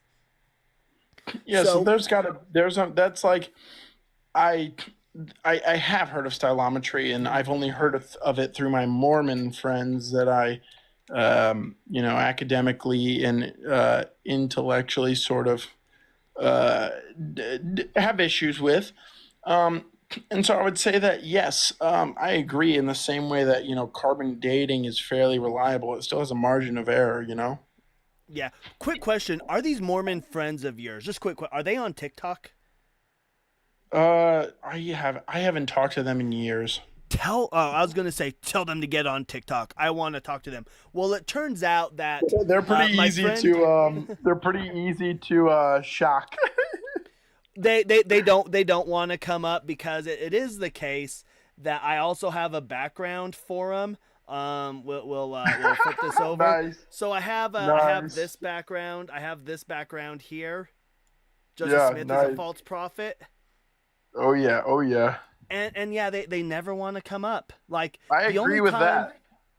Yeah, the only time I get to talk to Mormons is when they start, because I live in Mormon country. I'm not a Mormon, but I live in Mormon country, so I know their theology. And you can ask Hanji. The only time I figure out Mormons is I hear what they're saying, and I'll be like, "Wait, are you a Mormon?" And then you'll hear like the yes, and I'll be like, "Yeah, why is your prophet a piece of shit?" So what denomination do you think I am most trained in? What's your view on the Trinity? Not particularly scrupulous, but I mean, I believe in the Trinity. Do you believe they're one? In essence, do you believe they're one person, or do you believe they're three distinct individuals? God in three persons. Okay. Do you believe that somewhat in predestination? Like, if I was to read Romans to you, would you be like, hell yeah? That's this it may or may not be misleading, because I like to think for myself, but I would say that I'm not as interactionist. I'm not as Calvinist. Okay.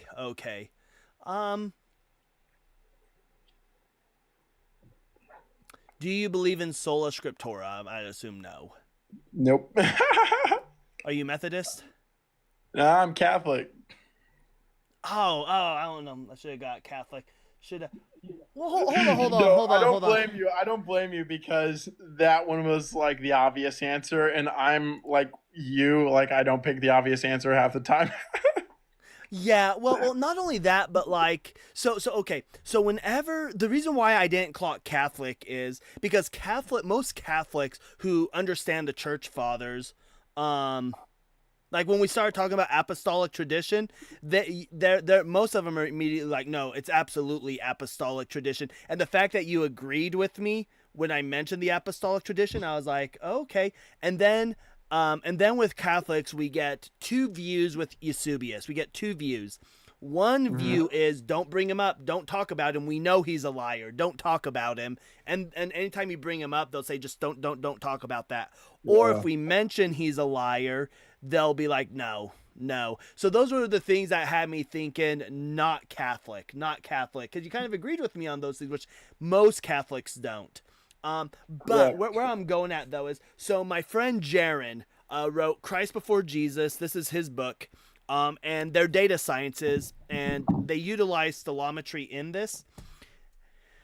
And it turns out that according to their writings with data science, and the reason why I was mentioning your Mormon friends is their next book that they're just finishing up on now talks about the Old Testament, talks about the Book of Mormon, and the Quran, and some other smaller things. But it turns out, Joseph Smith is just full of shit. When they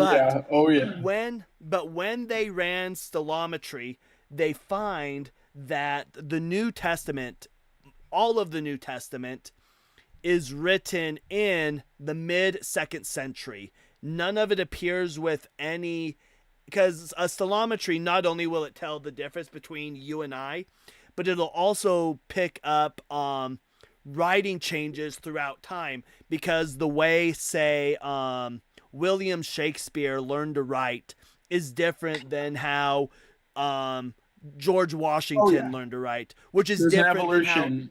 than how, and so it's able to pick up the common usage of words in time periods, because not only do we have our own unique way of using common words, but common words have kind of a handprint to a time period. Oh yeah. And so when they utilize stellometry, they're able to place the New Testament in the mid-2nd century. It turns out that Marcion might actually be the one kind of responsible for the spread of Christianity. It turns out that Marcion in Evangelion probably wrote the first gospel. Yeah. And it's only through Marcion's other writing, the I can't even remember the name of it, the Apostolicon. I'm going to butcher that name, and I'm going to end up summoning an army of darkness if I keep trying to pronounce it. Because I miss a syllable here or there. But the Apostolicon is where we first get the mention of Paul. That's where it comes from. You can read the writings of Dr. Nina Livesey, where she has kind of came up that Paul is just a pseudonym, probably for the Marcionites. But what they came to a conclusion of, and the reason why the book is called Christ Before Jesus, is most people think that Jesus is a man who is, like, if you're an atheist, most atheists think that Jesus was a man that existed who became deified through mythology.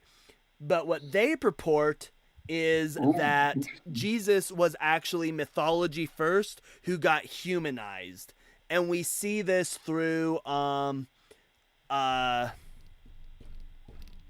Serapis. Everything.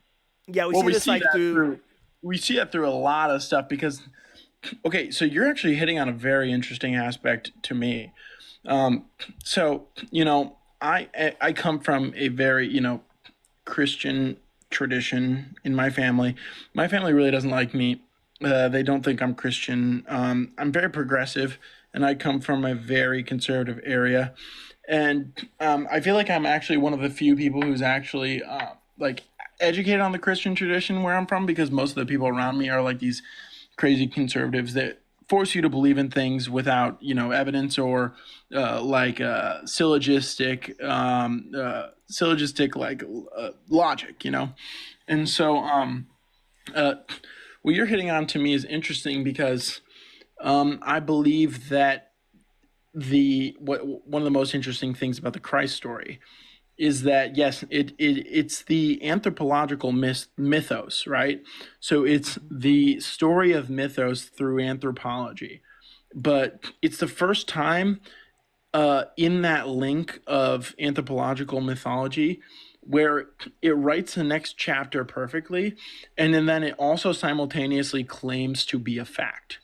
And so to me, in some way, the believer in me thinks that the axial age of humanity was in a way a prayer or a query to God to send a character like Jesus, who, when we read his text, and and I know we can have a conversation about the historicity, but when we read what we have about him, I still have yet to find any moral turpitude in what he did or said.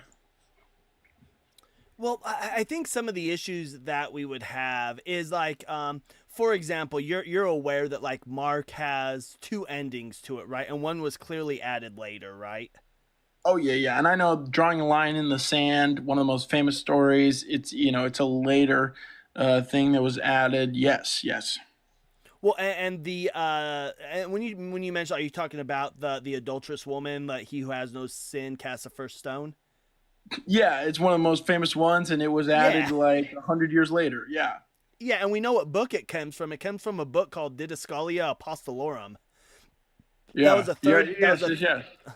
right. That was a third century book written by a. Oh, sorry. Written by a bishop, and he wrote that. Uh-huh. But hey, I'm having a great conversation. Let me check something. We're having a great conversation, and Yeah. I appreciate it. But let's see here. But I am nearing my bedtime for tonight. No worries, brother. No Would you worries. mind? So here's what I want you to do, and everybody in chat. What I want you to do is go follow Christ Before Jesus, and that's his name on TikTok. Give him a Okay. follow. Jaron goes live almost every day, and he's the data scientist who wrote the book. Give him a follow, and you'll probably see me and probably see Hanji in that live tomorrow morning. Give him a follow, and I think the discussion that we're having right now would be a fantastic conversation to have in his live. No, that would be great, and he's got a very reasonable price on Kindle for $2.99, and Yeah. I think that I don't think I was super transparent about myself. So I am a scientist. I studied neuroscience for a period of time, and I am currently in my last year of law school. And so I come from a Christian background, but a lot of Christians don't like me. But I think that, I really relate to I can see why. well, and I really relate to a lot of maybe atheists or sort of just non-Christian believers who have contentions, and I think that we can have very erudite and conversations with a lot of candor about this stuff, because it's really fun at the end of the day if you're peaceable about it. Yeah. So I do have a question for you before I let you go. So Sure. you're as a Catholic, you're familiar with the Second Vatican Council, right? Came out in like the Oh yeah. 1960s. Okay. Oh So yeah. Here's my question. Because Catholics claim to not be sola scriptura, right? And so when you talk to them, they'll say we're not sola scriptura, but yet they'll hardline the scriptures, except when, as an atheist, I point out like a contradiction in it, then they'll all of a sudden whip out a church father, right? But Yeah. when you look at the Second Vatican Council, in Die Verbum, I think it is, in chapter 3, it mentions that God is the author of the scripture. He wrote it, both the Old and New Testament, and when he was co-authoring it with the people who actually wrote it, when he was co-authoring it, he only had them write down the words that he meant. So it only contains what he wanted it to contain. So how does the Second Vatican Council not bind Catholics to sola scriptura? Like that's something that throws me off, is like, because when you read it, it's like, no, this is what God wanted it to say, so it says what God meant it to say. So how Oh do yeah. they how does how does the mental gymnastics work for them to somehow use that and bend around sola scriptura? Well, you've got like two categories of thought, and I think that that's kind of why you see almost like a very like a 50-50 divide in the Catholic Church right now. That's pretty interesting. And so you've got your sedevacantists that hate the Second Vatican Council, and then you have your more progressive Catholics that aren't really that interested in Scripture. And so I would say that for me, I see the institution as like as like an old like baseball glove or an old pair of like tennis shoes that is not like perfect, but it gets the job done, and it can be improved. And so with respect to your exact question, I would have to do a little bit more research as to my personal opinion, and maybe we can have our next conversation about with Jaron about this. But I would personally say that my focus is on digesting the New Testament as if it were a movie and then deriving a theme from it. Okay. Well. So there is an argument that can be made that Mark. So the idea. So essentially, what the idea is like. So I'm not. I don't believe. I don't have any belief that like I said that somebody sat down and just made up Christianity.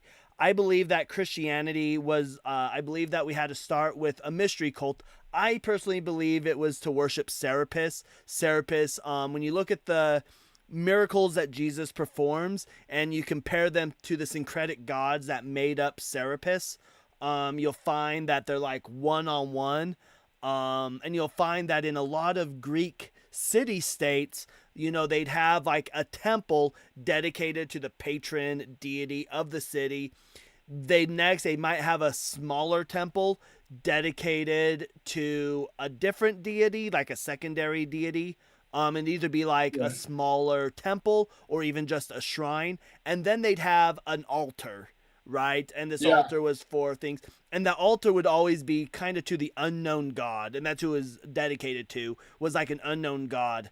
And it turns out, and Paul, mentions like this unknown god, but we end up with a situation where like Serapis became super popular in both Greece and Rome.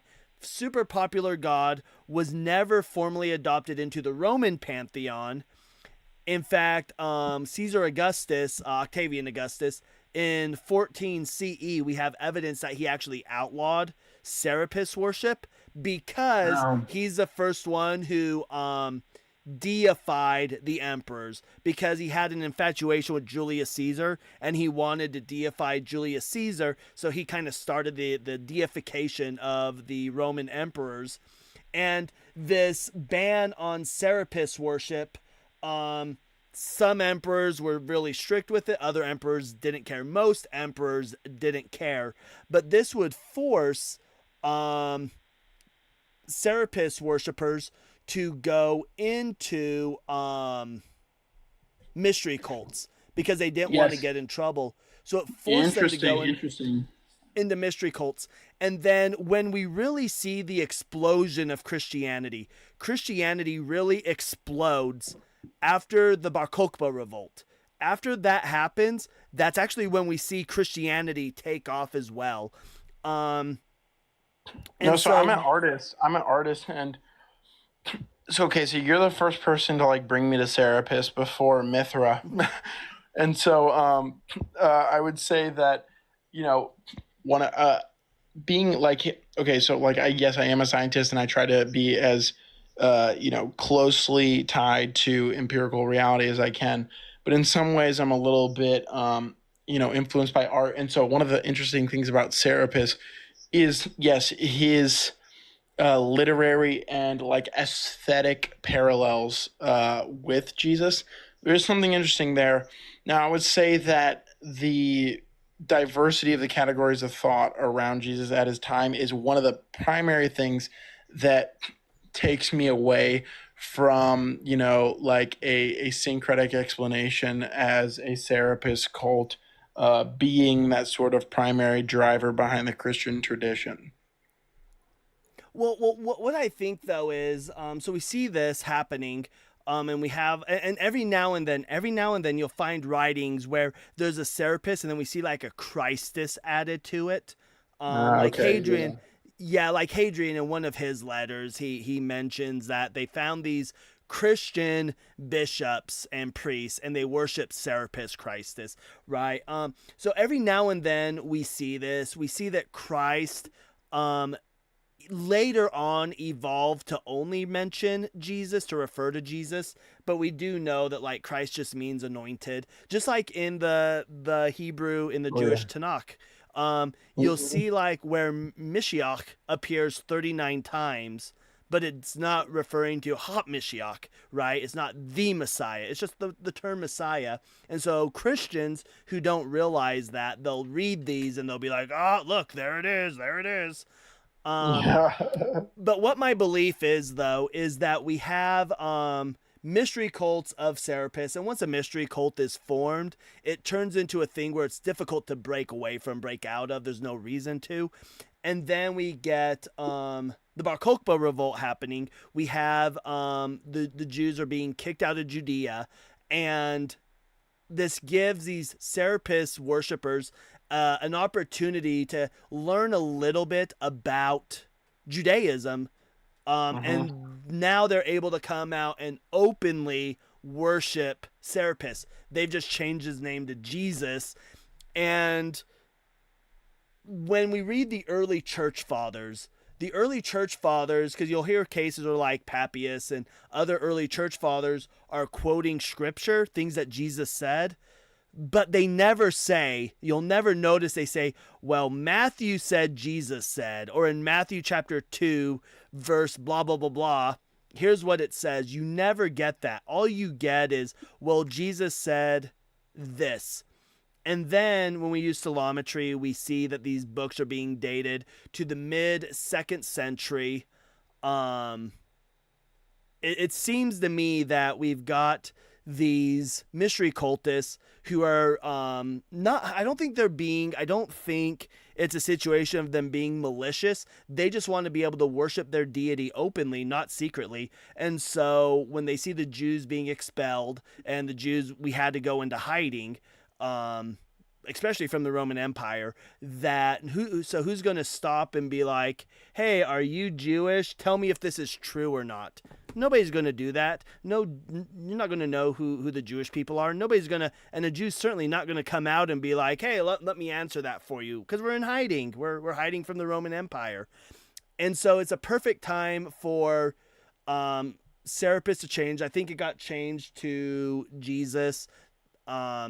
And then later on, as we started having these issues with Marcionites, with Gnostics, with the Arian Christianity, then they had to start formalizing these scriptures. And that's when they start looking at what early church fathers had said. And they said, oh, well, we're just going to add this to Matthew. This is going to be in different trains of thoughts, if that makes sense. No. It totally makes sense. And, at the end of the day, I started my speaking in this chat by saying that, I can't possibly prove that, Jesus was divine, let alone whether or not he existed. There's an aspect to me that does get into, some of the more contemporary philosophy to talk about meaning making, to talk about, different topics like the mind-body problem, and I sort of delve out of the historicity and the archaeological dig, so to speak. And obviously, I respect your opinion, and I respect your conclusion. I appreciate that. And you're clearly a well-informed dude. You're more well-informed than most Christians I know. So that's why I'd rather talk to you. I'm going to go ahead. Go ahead. Christ, for me, it's just the story, the Gospels of Jesus are just that's my last piece of evidence, Yeah. Well, I appreciate you coming up. I'm going to head to bed. I appreciate you coming up. Thank you for the amazing discussion. I enjoyed it. Give me a follow. I will follow you back. Look up Christ Before Jesus.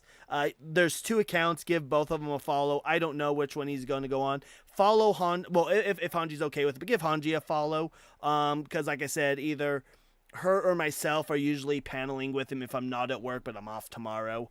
And yeah, I look forward to having this discussion with you tomorrow. And are you so quick question, are you in the process of deconstructing? I follow my church's traditions, but I really disagree with a lot they say. But I just follow the traditions and just talk about how I really feel about it, you know? So, yeah, I've been in the process of deconstructing, I guess you could say, for several years now. You Go can into deconstruct in just the religion, you know. yeah. But go into my profile. There's a link to a Discord for the Deconstruction Junction. I think you would find some awesome resources there. And for those on I'll definitely YouTube, check it out. go follow it. It's in my description for my channel on YouTube. But anyways, I'm gonna go ahead and drop you. Thank you so much for coming on up. I appreciate it. Let's leave. Is it Edmo? EDMMO Edmo? You got it. Let's leave Edmo some massive W's. Massive W's. I appreciate that. For those over on YouTube, I did leave a link to the YouTube channel for Reason and Rebellion. I keep forgetting Reason. For Reason and Rebellion, I did leave the link there. Here on TikTok, give the channel a follow. You can find it easier on TikTok than you can on YouTube, so I had to go post it on YouTube. Give that a follow. We'll be live on there with Jaron, again, the author of Christ Before Jesus. We will be live tomorrow night on that. And you know what? We'll bring. I'll bring.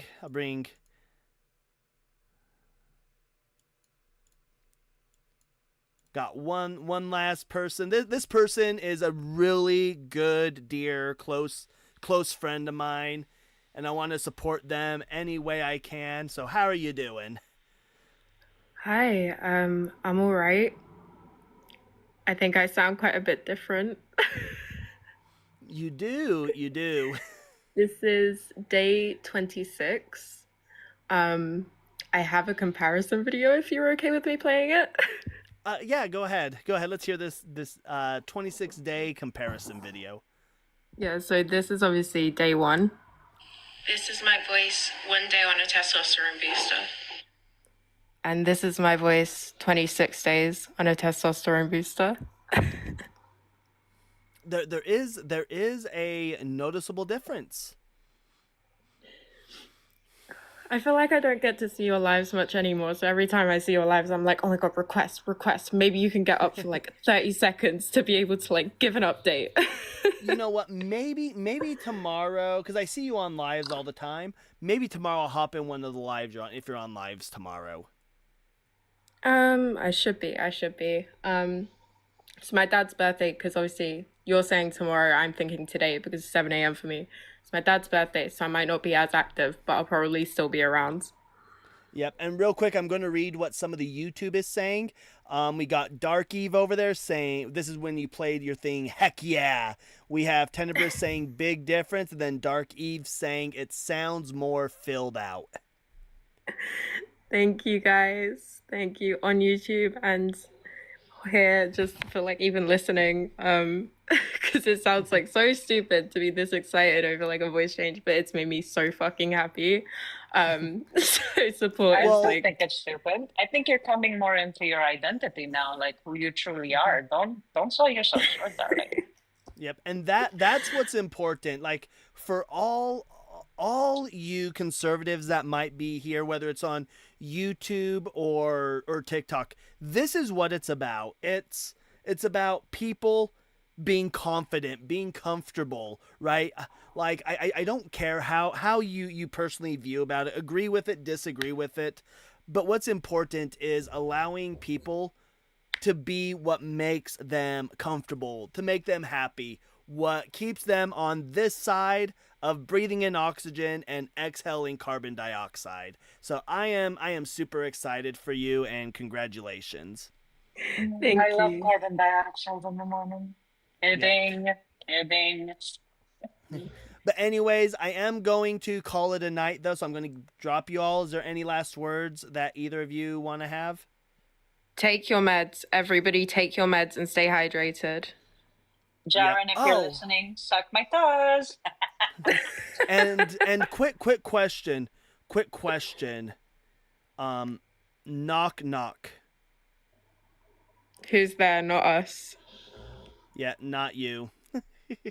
Anyways, everybody, you all have a fantastic evening. I will see you all probably tomorrow on Christ Before Jesus. If you head over there, YouTube, I know Jaren has plans to bring Christ Before Jesus over to YouTube. I just don't know where he and his co-author are at with that, but he is working on getting over there. If you do want to enjoy Christ Before Jesus, get a TikTok account. And with that said, I will see you all tomorrow morning over on Christ Before Jesus, and I'll see you tonight or tomorrow night. I'll see you tomorrow night on Reason and Rebellion. Link again is pinned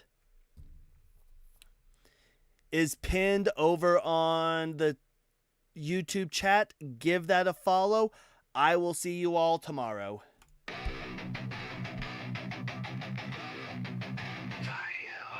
Plug in, log on, let's break it down. Truth ain't scared to be found. Dogma shakes when questions rise. No more fear, no more lies. Cyber deconstruction, let's get real.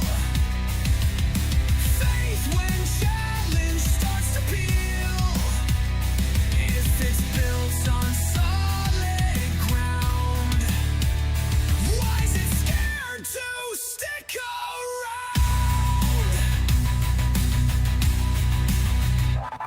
Sacred text, twisted views. Time to separate lies from truth.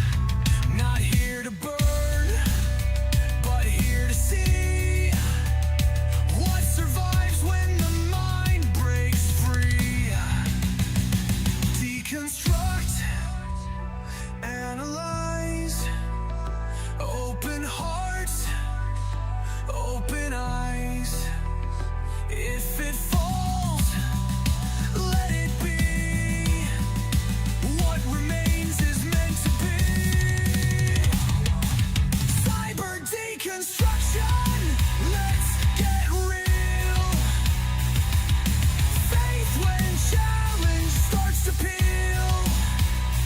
If it's built on solid ground.